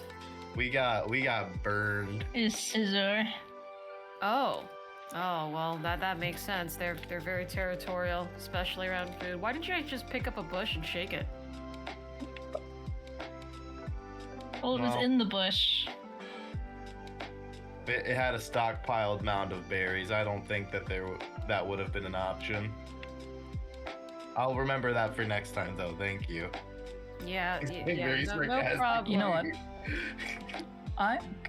DM, could I do a sleight of hand check on Jade? What are you attempting to do? Wait, I would like to give Jade very sneakily, outside of the prying eyes of his Chrysalion, a potion and a citrus berry. A potion and a citrus berry. Okay, so that's going to be 3 different checks. The first one is a stealth check. Mm-hmm. So go ahead and roll Okay. stealth, which if you don't have it, that's based off of dex. Yeah. Alas, mages do not get stealth. No, so they it do will just not. be dex. Yeah, it'll just be dex. 1d20 plus 4. Fingers crossed. Ooh. Not bad. So everyone else here now rolls for perception. Alright. Wait, including our Pokemon? Not No, including just the our Pokemon? trainers. Just the trainers. Okay. Perception. Oh shit, I was about to roll in the wrong chat. Jade at least sees. I don't know. I think I see. So, It's fine. So because- everyone Everybody except Tulip sees Asley slowly slinking over to Jade, especially Jade. I got soot in my eyes. But does the Chrysalion, specifically the Chrysalion, see as Oh, well? I do gotta roll that. You know what? Yeah, Sure, it's go ahead, really- roll for the Chrysalion. Oh, Cresselia has one invested in stealth. Or not. Wait, it's perception. Yeah, it's perception. Roll for perception for Cresselia. I hope it rolls low. I seriously hope it rolls low. 20. Alright, the Oh, Cresselia does not see Azuli approaching sneakily. Okay. And then you said that you wanted to sneak a citrus berry and a potion onto the Cresselia? No, to sneak it to Jade so that he can be like, so she can just kind of like give him the. So I can give something to my Cresselia. Yeah, and make it look like that he had them on him the whole time, so that he can be the one to help him his Pokemon. Have a touching moment. Okay, go ahead and roll Sleight of Hand. You have to roll it twice. Okay. To which, if you don't have it, that is also based off of Dex. Yeah, I have that, and I do in fact have a plus 11. So. So sad I don't have sleight of hand. I should. Well, that's because you have a skill issue. Yeah, quite literally. Okay. Alright, and then the Cresselia has to roll for Perception twice. Oh goddamn. First one, no. Second one, no. Alright, so you succeed in all 3 attempts against the Cresselia. You manage to sneak over to Jade while he's watching you, and you just, here you go, a little citrus berry and a little potion. You might want to use these to help you, Cresselia. That's a good gesture. Yeah, thank you. I plan on it. I appreciate it. What are you talking about? What's going on? Auralon ASMR. Cresselion's like looking at a bush or something. Completely unaware. No, Cresselia is like staring off into the distance, having Vietnam War flashbacks. Yeah, Cresselion's staring up at the sky towards the lake, just going, how could Sizzle this flashbacks. happen to Yeah, me? Cresselia is staring at the lake, going meow meow meow meow meow meow meow meow. Oh. Aw. All right, I'll mark that off. Alright, so Jade's going to grab that potion and look over to Cresselia and be like, here, come here, little buddy. And start spraying the potion on him. Make sure that he's at least a little more healed up. The Cresselia does a little sniffle, but seems very appreciative nonetheless. And look, I got a little something for you too. We didn't come out completely empty-handed, and I pull out the citrus berry to feed to Cresselia. The Cresselia isn't particularly excited by this, like there's no extreme mood change or anything like that. But again, it's more sniffle, and then they gently take the berry and they start chewing at it, laying down on the ground and taking bites out of it every now and then. He's just patting their head. To which, upon hearing something else being eaten, the miasmite starts to slowly turn towards the Cresselia.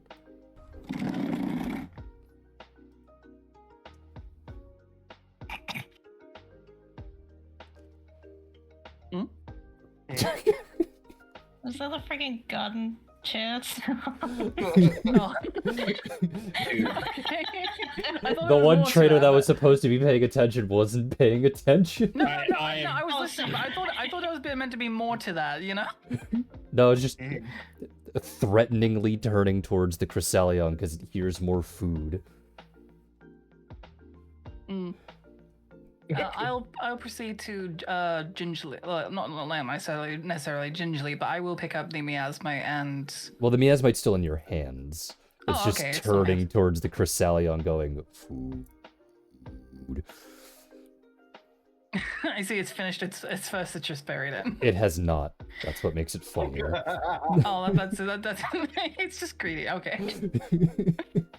Oh. But no, I think like for the meal I had prepared for it, I think I'll need a little bit more preparation. I think. Well, you don't even have any of the other ingredients. It's just what are you gonna do with the Yeah, that's what I miasmite mean. trying I to still be need to go and greedy? get the rest of the ingredients. So what are you gonna do with the miasmite trying to be greedy? Hmm? What are you gonna do with the miasmite trying to be greedy? Yeah, I'm gonna effectively like block its line of sight as I turn around and like look to the miasmite. Yeah, you don't have to be so jealous. We have like more. Once its sight is blocked from the sight of the second citrus berry, It stands and stares off into space into your hand for a moment before slowly turning back to its own citrus berry and continuing to Oh eat. no, it's stupid. Maybe do not have a concept of object No. permanence. Object permanence is not with this bug. Yeah. But he's satiated, and if he needs another one, we can always give him more.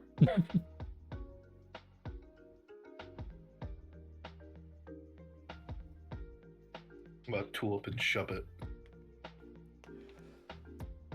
As a matter of What's going on? fact, this is actually a good point where I can bring in the Poketech group chat into like the actual game for a short period, since Azuli and Gordon have effectively been going back and forth, or rather, Gordon's been belittling the shit out of the group every now and then when they Yeah. decide to open their mouths because he's an old man that doesn't understand the nuances that you're all trying to do.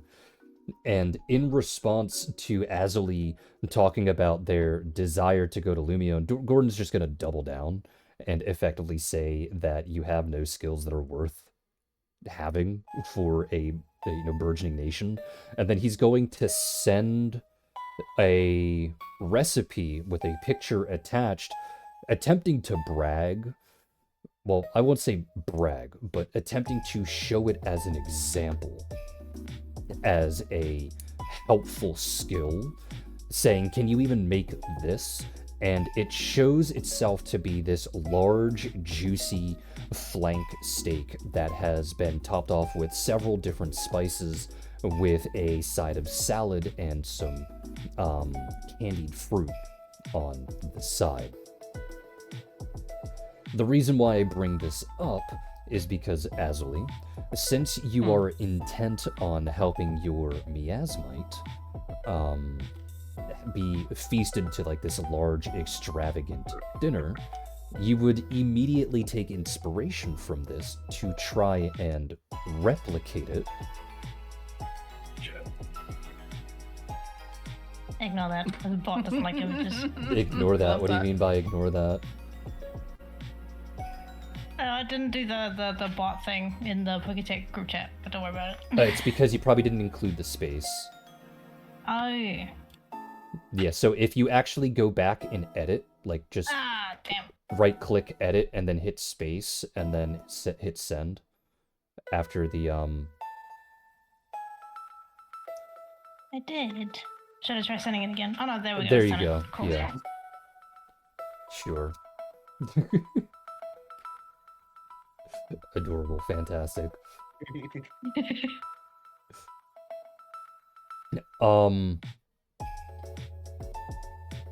This is actually where we'll focus on some specific things to try and build this large, extravagant meal.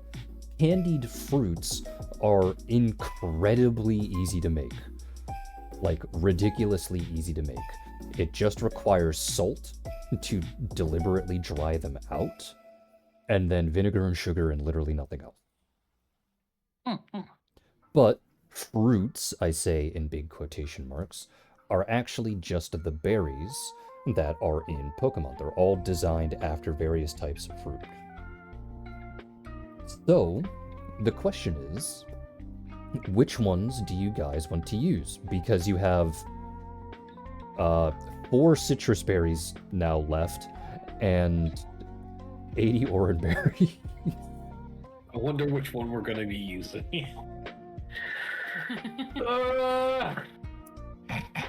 All right, so we'll use the orange berries, and you know what? We'll have it be 1 for every person that's here. So that would be 10. Are you both okay with dropping 5 orange berries from each of your inventories? I think I'll be Yeah. okay. I think I I'll think be we're fine. fine. Actually, no, I'm greedy. I don't want to. You're only gonna drop 4. Yojun, I'll Alright. trade you this 1 citrus berry for 5 of your stack of orange berries. No. Or noises. Do not give in to her greed. So, This the give us a way to question get a here, share. as the both of you are subtracting 5 orange berries from each of your inventories, who wants to be in charge of making the candied fruit?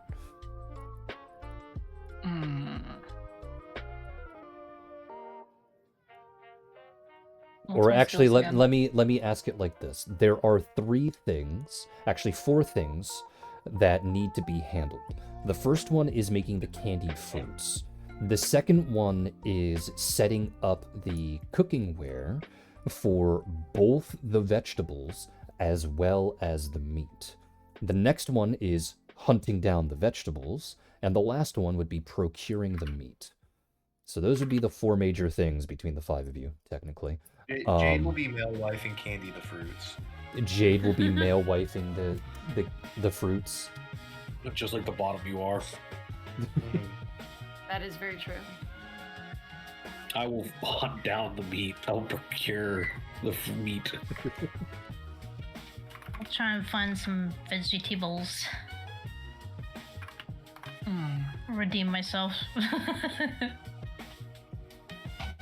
What other things are there to do Cooking ware. besides those? Prepping the cooking ware. Finding the vegetables. Hunting down the vegetables. Tulip is doing that. Wow. So, Look at both looks. Jade is doing the Candy. fruit. Who was hunting down the meat again? Was that Kennard? Yeah. Hunting down the meat. And then we procuring have scavenging for the vegetables, and then prepping up the cookware. So he wants to scavenge vegetables. Oh, I thought Tulip said she wanted to do I that. Oh, can do okay. it, but June, did you want to do it? I didn't hear it. So Tulip will do that, and then who wants to prep the kitchen? I mean, how difficult can prepping a kitchen be?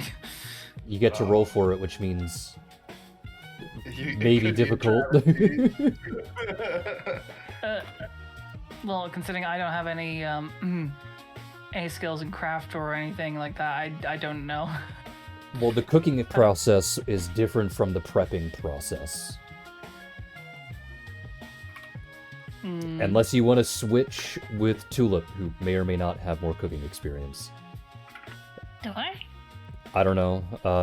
Player to think I do. player, do you live off of ramen, or do you actually make your own meals? I feel like love her mom cooking. probably cooks. Well, wait, actually, hold up. Tulip, do you want to switch? Because I have a lot of knowledge in nature. Sure. Oh. Are you metagaming in my game?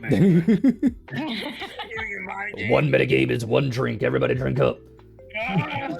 No, I'm joking. I'm joking. Don't do this to yourself. Anyway. Listen, if the scissor is guarding the vegetables, maybe let him have it. Yeah, maybe let me have it. Maybe let me get towards the end. Yeah. All right, so you want to switch? If you're Tulip? sure. What was that? Yeah. Okay. Dude, I'm so fucking gone. Wait, what were you doing? What am I switching for? You're to candy the fruit. Okay. I will do that. Alrighty. So we will actually take this. Oh, actually, we still haven't figured out who's gonna be setting up the cooking area. I think I'll have- June. unless June wants to, I think I might have to. I don't mind. I don't mind either way. Let's do it. Together. You know what? We'll have June and Together. Azalee setting things up together. One for the meat, one for the veggies. How about that? Okay. Ooh, All right. I like that. Let's do it.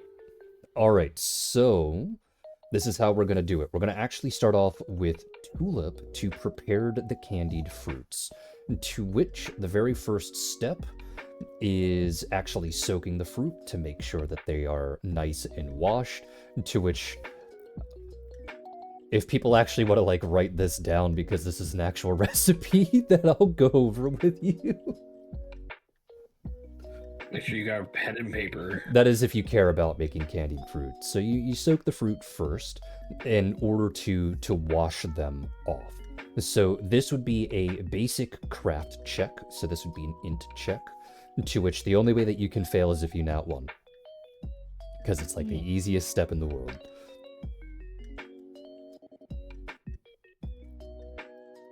So go ahead and make an int check. Please, that one. I beg of you. That'd be so Don't funny say that you just immediately waste 10 Oh, orange berries. How dare you! It's so close. All right, so you were a little clumsy with it because you simply go over to the nearby lake, you scoop up some of the water and drop the orange berries into the bowl. But because you drop them up from so high, some of the orange berries kind of hop out of the bowl. But you're like, oh, okay. And you quickly dust it off and put it back in the water and wash everything out, and you lay I've it seen out. rule. And you lay it out on the tray nearby. So the next step is actually to dice it up. You don't have to dice it too small, but you are going to chop it into relatively small pieces. This would be something dexterous, so you're just going to roll a dex check. Okie dokie. We'll also assume that everyone here has the proper ingredients. So bad. Better. I'm All starting right. to think she doesn't cook at home. Oh no, when you're doing stat checks and everything else, the DCs are notoriously much lower. Okay. Yeah. Cool. Cut the finger. So, That's you chop horrible. everything up, and then we go on to the next step, which would be prepping the syrup to actually put the fruit into. However, while that is going on, after you chop up all the fruit, you do got to put it into a pot and set that pot to boil, because you're going to blanch it. Do you know what blanching is? No. Blanching or broiling or scalding are all used kind of interchangeably when it comes to this type of process. Basically what it means is that you put it into water, heat up the water, and you only let it boil for about 2 minutes max before you pull it out. The difference between scalding and blanching, if I recall correctly, is that blanching, it goes into the cold water first and then heats up with the water, whereas scalding goes in while it's hot.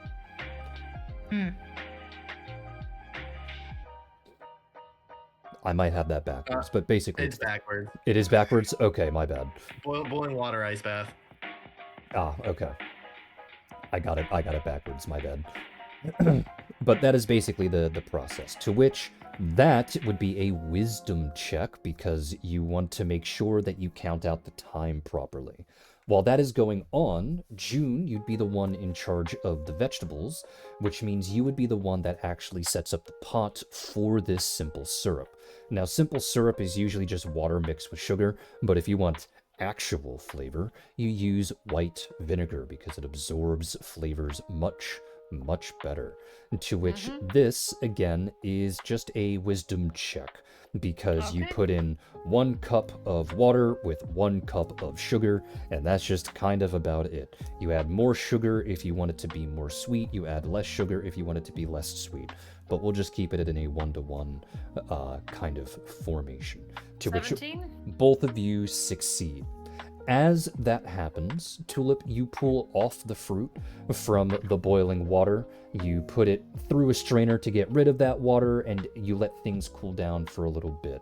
And then finally, when the simple syrup is warm enough, it's boiled for a long enough time, you turn the temperature down so that it's just a simple simmer, and you start to put the fruit in, to which this would be another int check, because what you're doing here is you are letting the fruit boil in the simple syrup so that it can coat in the simple syrup as many times as possible, over and over and over again.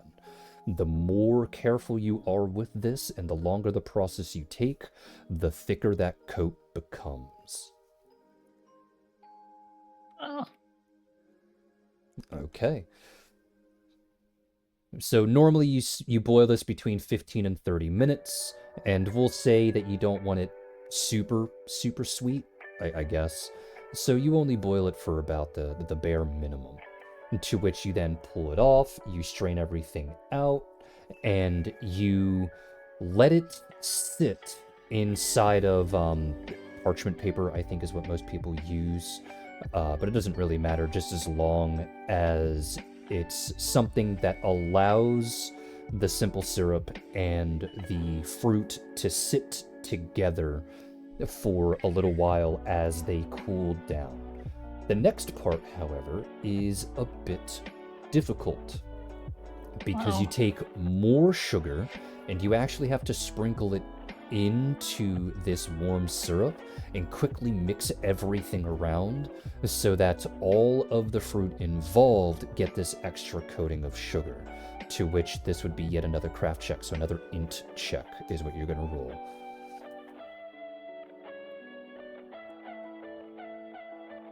Ooh, much better. Good job.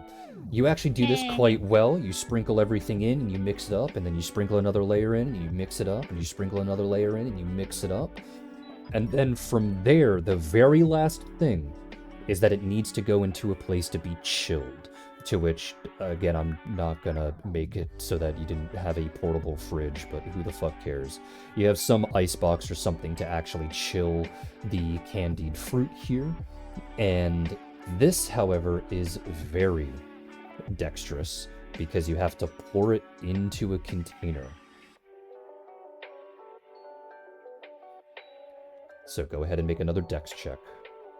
Yuki.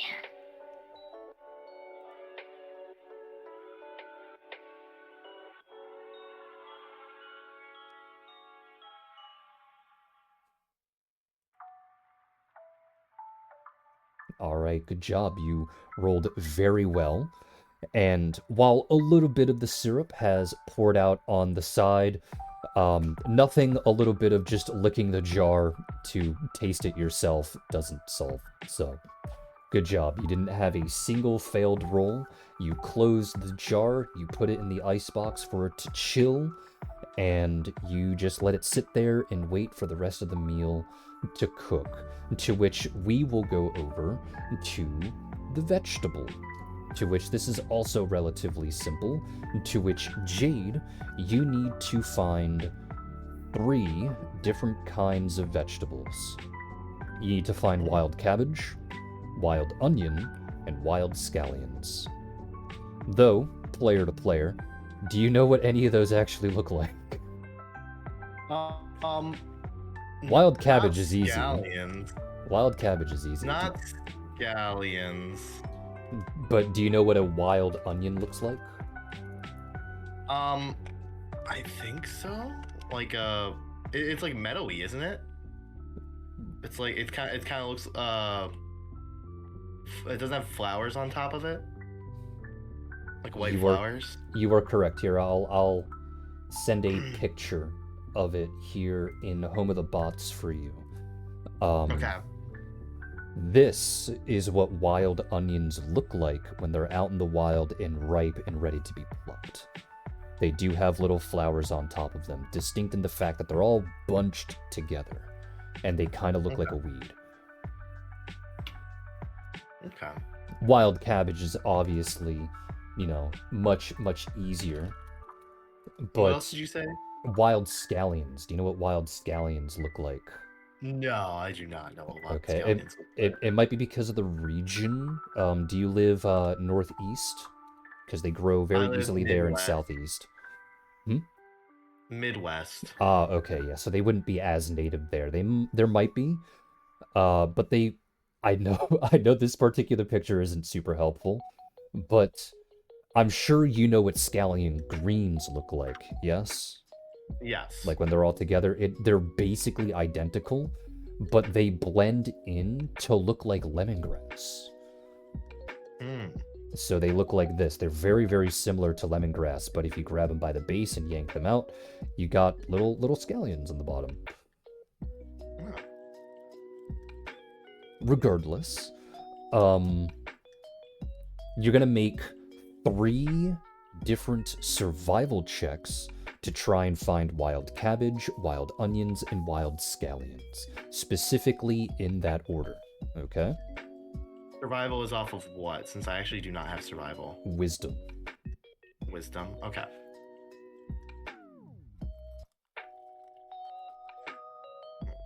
So 3 different ones. You Yep. want me to just do 3D?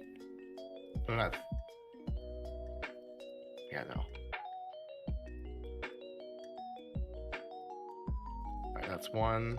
And remember, you can just up enter. Yep. Wow, these are all great rolls despite having a +3. I was expecting all of you to drink way more today. Alright, so you go through and you find, you know what, I'm gonna roll a 1d2. You find wild red cabbages, which are much earthier than the green cabbages, so good job. I actually prefer those over the green ones. You also find a very large bushel of wild onions, and you find a good couple handfuls of wild scallions. You bring them back, to which June would have been in prep for the vegetable cooking process here. So June, I would just like a flat whiz check, I think would be best here for pulling out the proper utensils and the proper pans and pots that would be Okay. necessary in this particular instance. Perfect. 19? And then there are 3 things to cook here that are prepared in 3 different ways. And between the 2 of you, who wants to do the one thing? Me and June. Yeah, you and June. I'll do the one thing. Okay, which do you want to prep? The cabbage, the onions, or the scallions?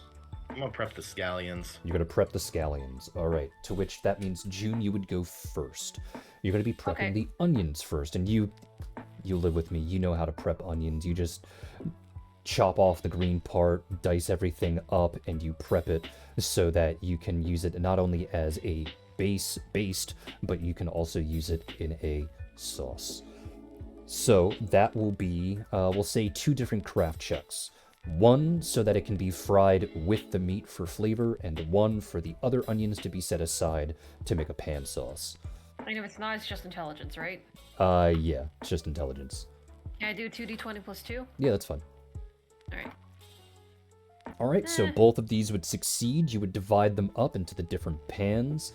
Well, you'd put them in their own little containers for those pans. And then we get to the red cabbage. Red cabbage, especially wild cabbage, actually has to be boiled because it needs to be softened up before you can actually eat it. So first is the prep work, which is actually surprisingly dexterous, because you do have to chop off the top and the bottom before you start ripping leaves off. But you also have to look through all of the leaves of the cabbage to make sure that there's no spiders there. So go ahead and roll a perception check to find Joltik. Okay. Oh, not the spin around. Joltik are smaller. They're very small. I think they are the smallest Pokemon. I think. You can go double check that if I'm wrong, but I think they're the smallest Pokemon. And then go ahead, roll a dex check, just a flat dex check. Okay. Let me just double check what my dex is. Okay. Joltik and Sinisty are the same size Ah, okay. at 4 inches. Nice. Alright, so you chop off the top of the cabbage, you chop off the bottom of the cabbage, and you start ruffling through the leaves to find Joltik and cobwebs and stuff, and you do find one. You open up near the center, and you see that there is a little itty bitty Joltik hiding between the leaves. However, it doesn't seem to have made a nest, but it does stare at you like Caveman Patrick.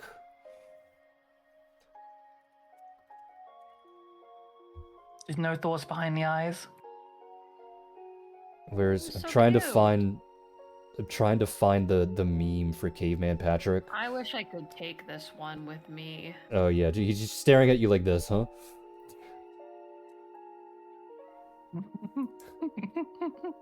I wish I could take you with me. You're so cute. I'm gonna have to leave now, though. So how are you gonna interact with this Joltik? Well, seeing that the Joltik is clearly there to try and at least make a nest, but, you know, now is unable to because this is now our food, June will hold a hand out to this little Joltik and go, "Hey, little buddy, sorry, we're gonna be using this, but I can put you in a patch nearby for you to make your nest. How about that?" Alright, go ahead and roll handle Pokemon. Okay.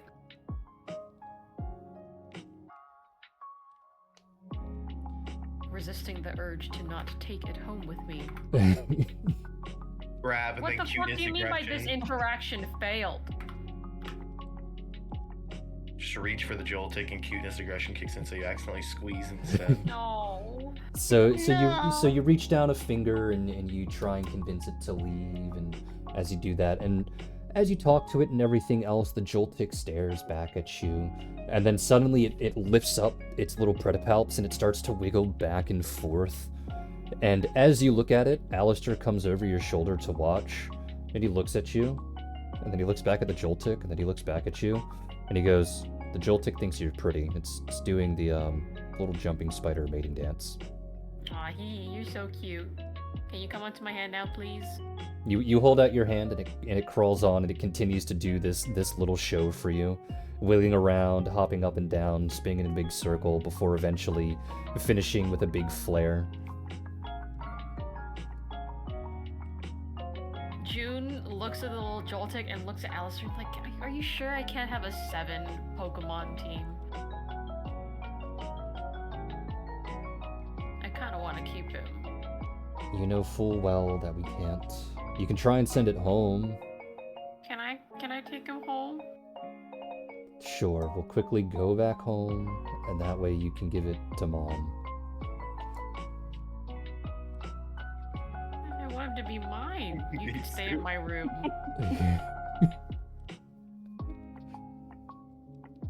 Alistair simply rolls his eyes and walks away, and as he starts to walk away, you notice the Dewpider is clinging to the very bottom of his ankle and very slowly trying to climb up his leg, to which he's doing his best to ignore. You have to grab the spray bottle. It's gonna start humping his leg. It's water type. It's Oh, not gonna work. That'll just make it stronger. You have to grab the raid. So what are you gonna do? You're gonna put the Joltik on your shoulder, you're gonna put it in your hair? I'm gonna put the little Joltik in my hair. Like, you can make a little nest up there if you want. So you put the Joltik up You're there, mine now, and you Smile. hear just the faintest of little yippies before Yeah, you're mine now. it just digs its way into your hair and vanishes from sight. It's Yep, the you're mine. unofficial It was Sun never seen Pokemon. again. Yeah. It has not been caught. It has not been captured, but it has Yeah. also been captured. It's not captured, but it is mine. And it's gonna do like a superhero move where it's gonna jump out like when June's You're about to in get danger hit and by evolve into Carvention. You're about to get punched by Brendan. This 4-inch creature jumps in the way of the punch and takes it instead. No!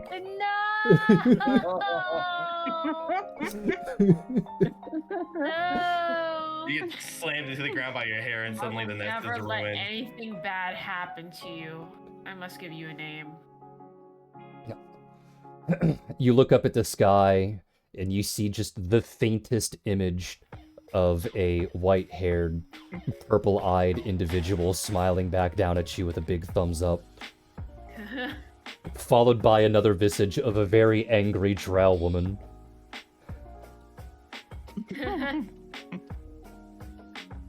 If you know, you know. If you know, you know. Alright, This so... creature is mine now, Smile. Alright, so... You start ripping off the leaves and everything else, to which the next step would be a wisdom check. Because you do have to boil these leaves for some time. But there is a very, very brief window in between where they are actually edible. If you don't boil them enough, they're too tough. But if you boil them too much, they immediately become mush. Okay.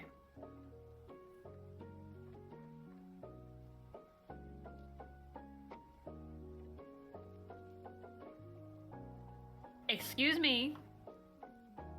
Okay, well, Alright, so you try and boil these cabbage leaves, and you leave them in for far too long. Because the moment when you try and pull them out, they don't really retain their shape. They immediately droop and start to tear from their weight. However, thankfully, due to the fact that Jade rolled so well with the survival check, despite having a +3, you do have enough cabbage left to try one more time. yippee! What the This time, frick? however, you do it perfectly. Yay! Jade, however, you are working with the scallions, to which scallions are divided up into scallion whites and scallion greens, to which greens are often called chives, though I don't really know why. And scallions are obviously the easiest to prepare. You separate the green from the white, which that separation usually happens right where the scallion starts to splinter off. Like if you ever bought scallions from a grocery store, it'll start off as one solid piece, but as it goes up, it may split off into 2 pieces, sometimes even 3 pieces for the green part. Right before it actually splits off is where the scallion white ends and the scallion green begins. However, for wild scallions, it's actually just one long thing, to which the separation between white and green is extremely apparent. So you chop off the white end, and you would dice up the green end to be left over for the very end of the meal to be put on top. The white end, however, is diced up like any other onion, and due to its sweetness, is explicitly almost always used in sauce. So this would actually be 2 different dex checks. Alrighty.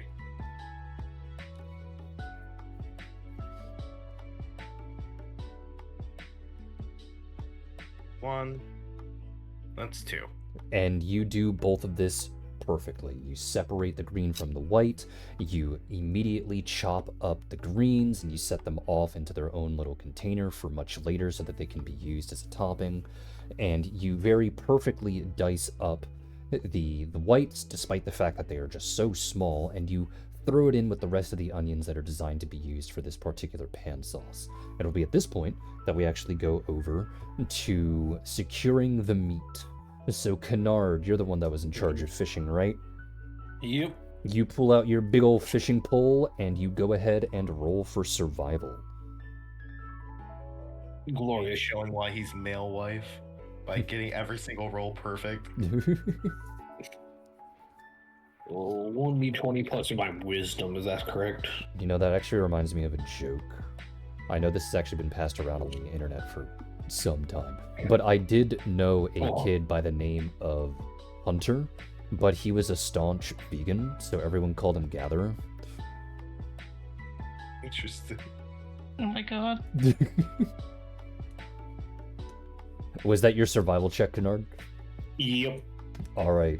So you cast your line out, and as you try and cast your line out, your hook lands in the dirt beside you, and it just pulls itself. Try again. Fuck. God damn, I'm using my hands. You go over to try and dig it out, and you immediately tangle yourself up into the line and fall into the ground. To which Ashley would be at this point that you look over towards Kennard and see that he is having a massively hard time with fishing. I have 3 fingers, this does not help.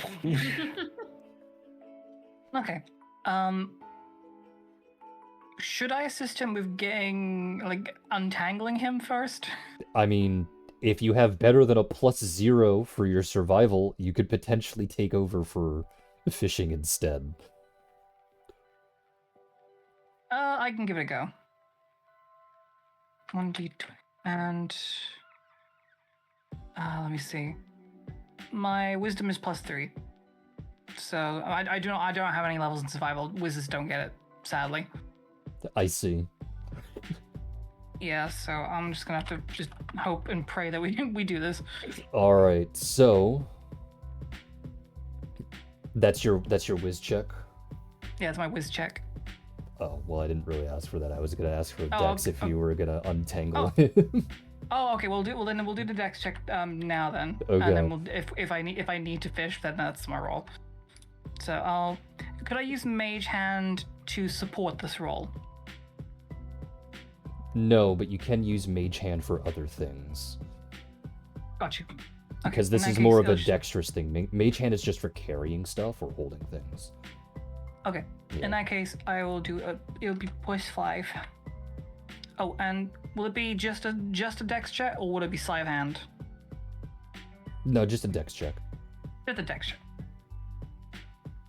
12. Does that get him out? All right. So you do manage to untangle Kennard from the fishing pole, as well as managing to fix the fishing pole so that it's not permanently broken. What would the two of you like to do now? Do you need any assistance with procuring the fish? Yeah, might as well. I'm usually used to hunting with my bow. Okay. I mean, I could try just fishing, and then maybe further down the stream, maybe you can try your way. See what both of us can get from that. How about you try to fish it up, I shoot it when it comes out of the water. Make it a competition. I can work with whatever. So in that case, what role would it be to just fish normally then? Survival. Survival? Well, that should be a +3 then. I mean, you do technically have a better survival. I mean, Kennard can attempt to help, which would give you a +2 bonus. Yeah, I think that's... I get the feeling that's probably what he's doing. Okay. So we can do that. Oh, okay. Alrighty, much better. You take the fishing line and you cast it out into the water. After a couple of moments, you wait and you start to feel a tug. So, go ahead and make a strength check. Unless you want Kennard to take over from here. Strength is not my forte, but I do have a plus at least. Well, what about Kennard? Let's see here. I have a +3 in strength. So do you want to hand it off to Kennard and just try and help him out so that you can give him a +2? I'll do that. Alrighty. All right, here we go. 20 +3 +2. 17. Not bad. Alright, so you start to reel it in more and more and more.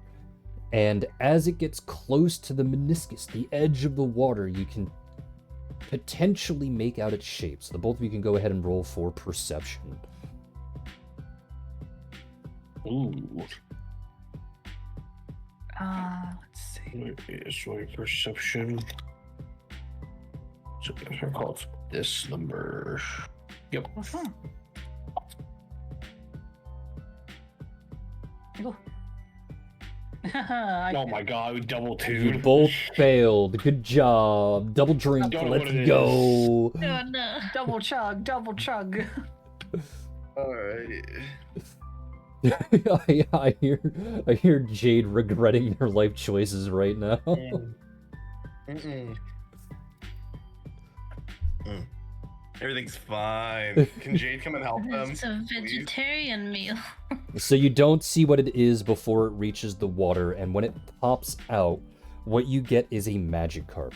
And while it is larger than most Magikarp, you both take a small glance at it with your poor perception and determine that it is not large enough to feed all 10 of you. So you unhook it and you throw it back into the lake. Fuck. Okay, so You want to Have try to again re- with we'll have to repeat.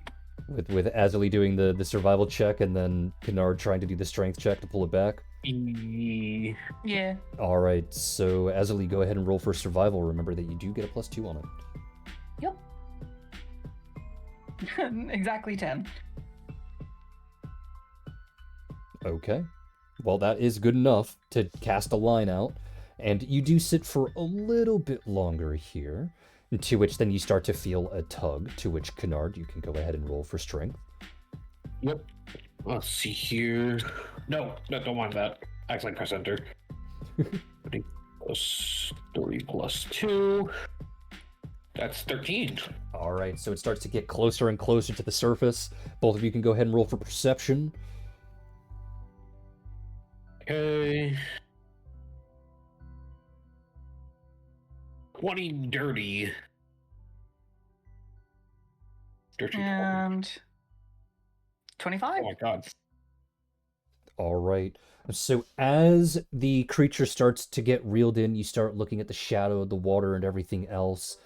And as it gets closer, both of your eyes go wide with excitement because you see that as it gets closer, it is a whalmer, a fat, round little whalmer, not a whale lord. To which Yes, Kennard, go ahead and make another Could you strength check. imagine, though? Okay. With the help assistance or? Yes.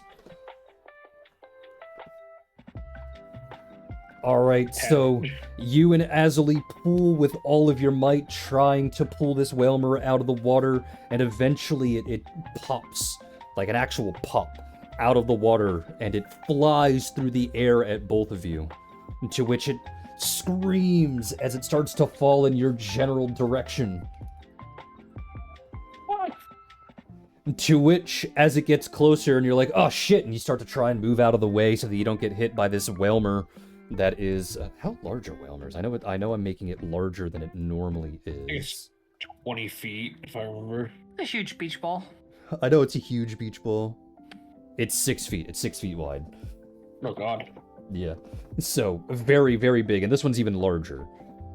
And it screams as it starts to fall towards you. And unfortunately, Azuli, you do not get out of the way as the whalmer barrels down into your head. And then you hear the sound of a beach ball as it bounces off of you. Great. I feel like this is appropriate. Yeah, basically. Yeah. You were dazed and fall to the floor temporarily, to which Kennard then catches the creature. Yippee. Yippee. It's mine. That's everything but June's part of the cooking, right? What was that? That's everything but June's part of the cooking, right? For the June meat? did their part of the cooking. It's Azuli and Kennard that have their cooking part left. Oh, Yes. To which, Kennard, you grab this whalmer, and I need you to make another strength check. You don't have assistance here. Okay. So 16. as you grab this whalmer, Azuli stares at you with extreme confusion as you snap the whalmer's neck, despite the fact that its neck doesn't exist.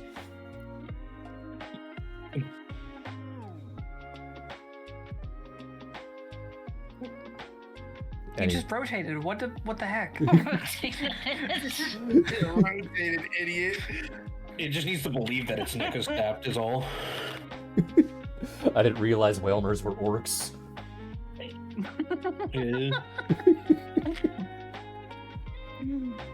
Alright, so Love Warhammer. speaking of which, I vaguely introduced Cynical to Warhammer, because I'm playing Total Warhammer. Nice. And I was like, you know what, I'm gonna do a mild challenge run. Baby, come over here. Pick the race that you like the most, and then we'll go from there. And now her favorite race in Warhammer is the Skaven. Great. We are pretty funny. I'm not gonna lie. It was legitimately a tie between the Lizardmen and the Skaven for her. You know, the two factions that want each other dead the most.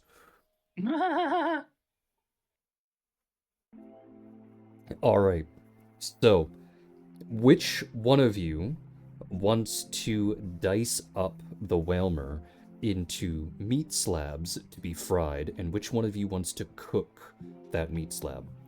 This is basically asking a dex check versus an int check. Well, I'm horrible at both of those. Well, this would be between Kennard and Azuli. Oh, good luck. I mean, Think I'm you're a not smart dumb. person? I'm not dumb, but I wouldn't call myself like the most smartest either. What about you? Pretty dexterous. Same. Rock, paper, scissors. He looked at his hands. You can still make scissors. You have 3 fingers. Yeah, paper's the issue.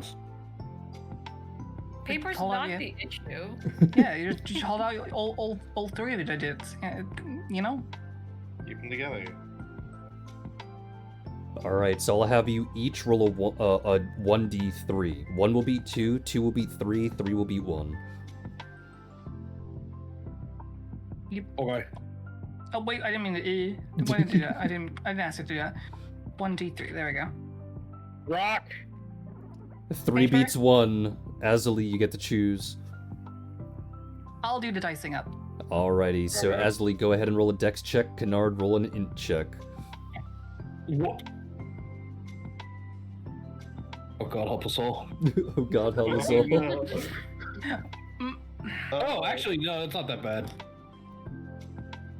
Okay, so what? So 1d20 And Brings up a funny, plus funny 5 is the dex check. should have made me a dex boy.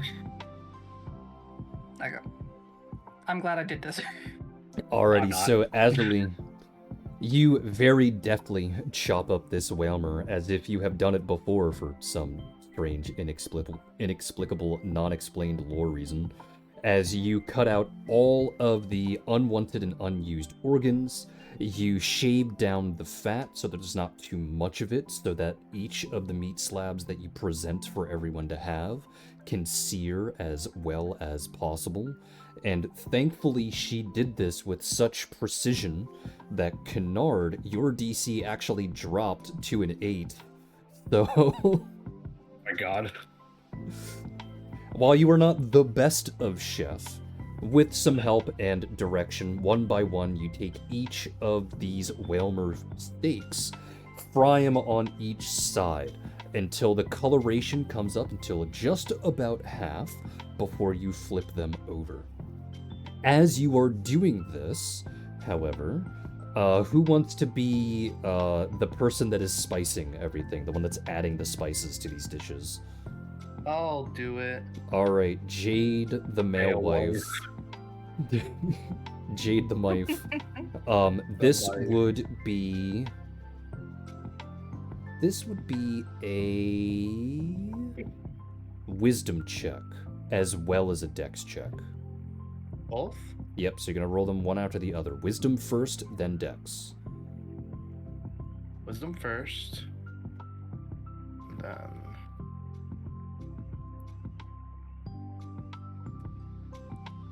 Alrighty. So seeing that the other two have completely forgotten to marinate and season the meat, you decide to step in and start giving in some directions, to which you pull up the tried and true combo of Italian seasoning, garlic, salt, and pepper. And as they are cooking this meat, you have them flip it over very frequently every now and then as you sprinkle on each new layer of these spices for all of these meats, at least for the first one that they're cooking. And then as that one is cooking, you go around to the other slabs, the other steaks, and you start massaging in all of the spices into the crevices of the meat as much as you possibly can, as they continue to cook these steaks over and over and over again. To which, this is when June actually comes back into the picture, because June, you are in charge of making the pan sauce. Okay. To which the pan sauce is entirely a dexterous affair, because what you do is you take the pan that was just used on the meat. You don't put in the sink, you don't wash it out, you don't do any of that. You add in a splash of water, a splash of vinegar, and then you add in all of your onions into that pan, and you start frying them and browning them. So that would be a dex check, because this is actually done very quickly. Oh. To which that part is the easiest part. The hardest part is adding the wine, the butter, and the seasonings very quickly and very rapidly so that they coagulate into a sauce-like consistency, but not overcooking so that the sauce splits. So this would be not 1, but 2 more dex checks. Okay.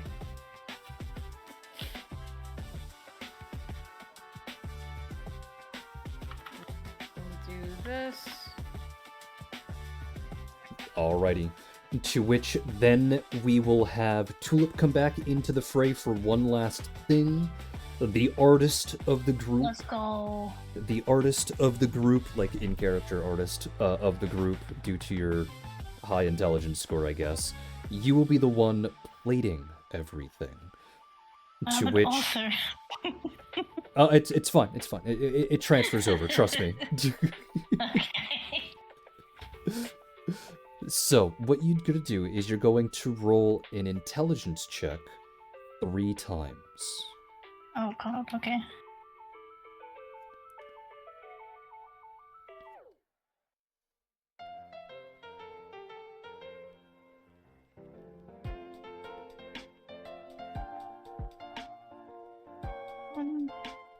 And then remember, you can hit up enter. 2, 3. Yeah. Oh no! Nat 1, everyone drink! God damn it. So all of you watch as Tulip gets involved and starts plating everything up. She takes the fried onions that were seasoned while the meats were cooking and tosses them in with the cabbage leaves that were cooked, and she very gently sets all of that out arranged in a plate, kind of like a bed. And then very gingerly and very carefully she takes each and every single steak and she places it on top before taking some more of those onions and cabbages and laying it out on top of the steak in a very artisanal fashion.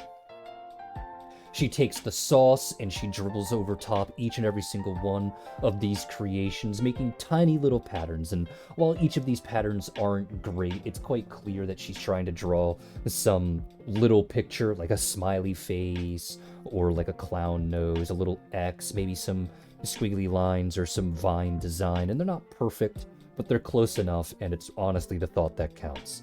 And then when she pulls out the chilled fruit, the candied oranberries, she tips the jar over to the first plate to try and sprinkle some out onto the side for a snack, and the jar falls out of her hand and shatters against the floor, spreading all of the candied berries against the cold, hard ground. No. God damn it.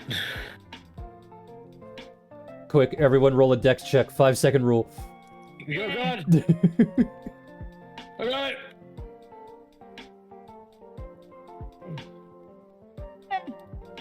Why was there 2 rolls? Yeah, why were there... I messed up. Oh, okay, we'll just take the higher roll then, just for the sake of it. Let's see. 1, 2, 3, 4, 5... Okay, I was like, why are there 6? I have 6 players. I'm fucking dumb. Only 5 of you are here. So you all immediately rush over to the floor, picking up the berries as quickly as you can, wiping them off if there's any dirt and everything else, and you're like, oh, shh. Alright, perfect.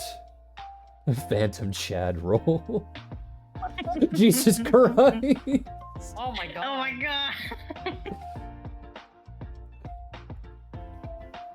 It doesn't matter what his dex modifier is. It doesn't matter what his dex mod is. The spirit of Chad as all of the berries are falling. Even though he's not here, he got dragged off by his new girlfriend. I mean, Salazzle. The phantom Chadfoot reaches out underneath each of the orange berries and kicks them up into the air for just a brief moment for everyone else to catch them. Thanks, Chad. I can still hear his voice. You can still hear his voice, and as that faint visage of him slowly dissipates, you see that square jawline, that perfect chin, slowly transform into the pickled alien meme.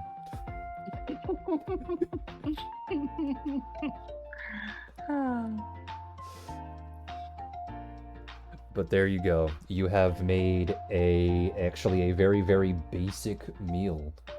To which I don't care if any of you wrote it down, but it's actually very easy to make if you know certain bases of cooking. We can reference like 2.5 hours in the VOD eventually. I mean, yeah, if you want to, or you can just ask me. I actually am a kind of trained chef, so there's a lot of things that I know. Like, I make my own shrub. Do any of you know what shrub is? No. Oh no. No. Shrub is the precursor to grenadine. Oh. Oh. Yep. You just take a fruit and you turn it into a syrup that you can mix with drinks and everything else. It's very nice. Sin and I make it every now and then. She mixes it into her iced tea, to which she never told me how that tasted, by the way. What tasted? When you mixed the strawberry shrub with your iced tea, you never told me how that it tasted. Oh, it tasted very sweet. But did you like it? Yeah. Would you recommend it to other people? Yeah. Yeah. And I usually mix it with Otherwise, alcohol. why else? Why would I make it if I didn't want to recommend other people? I mean, like I said, you never Oh, tried this it before. tastes like shit, but it's only for me. Yeah. I mean, you You would. sound stupid. You It would. could have been too much. Like there's always that. Yeah, but shrub, if you want to like make your own grenadine, and not have to pay like $15 for Marciano cherries that you can just make yourself, yeah, I can tell you how to do that. Hell yeah.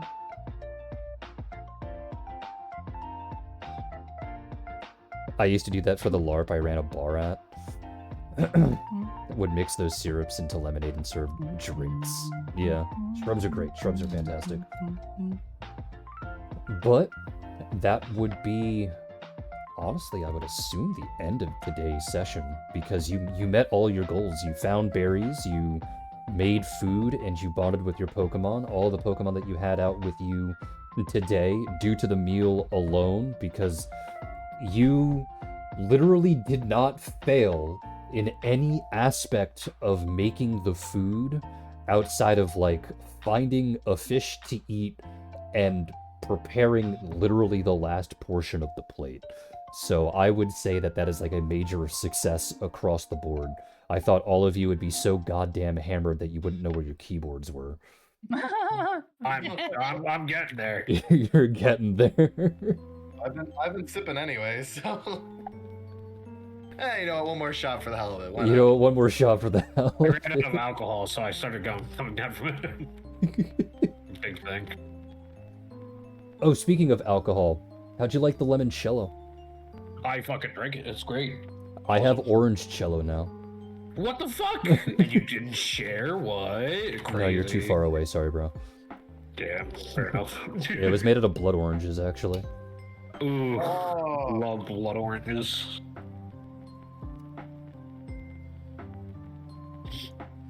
I gotta go get something myself then.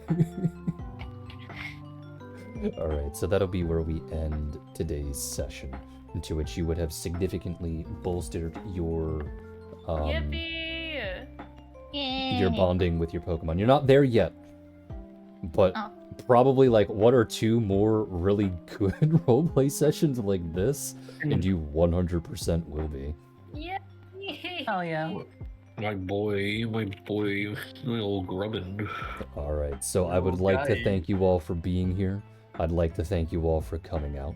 I hope you all enjoy the rest of your afternoon, evening, and good night. Bye. I'm so Bye. yippee!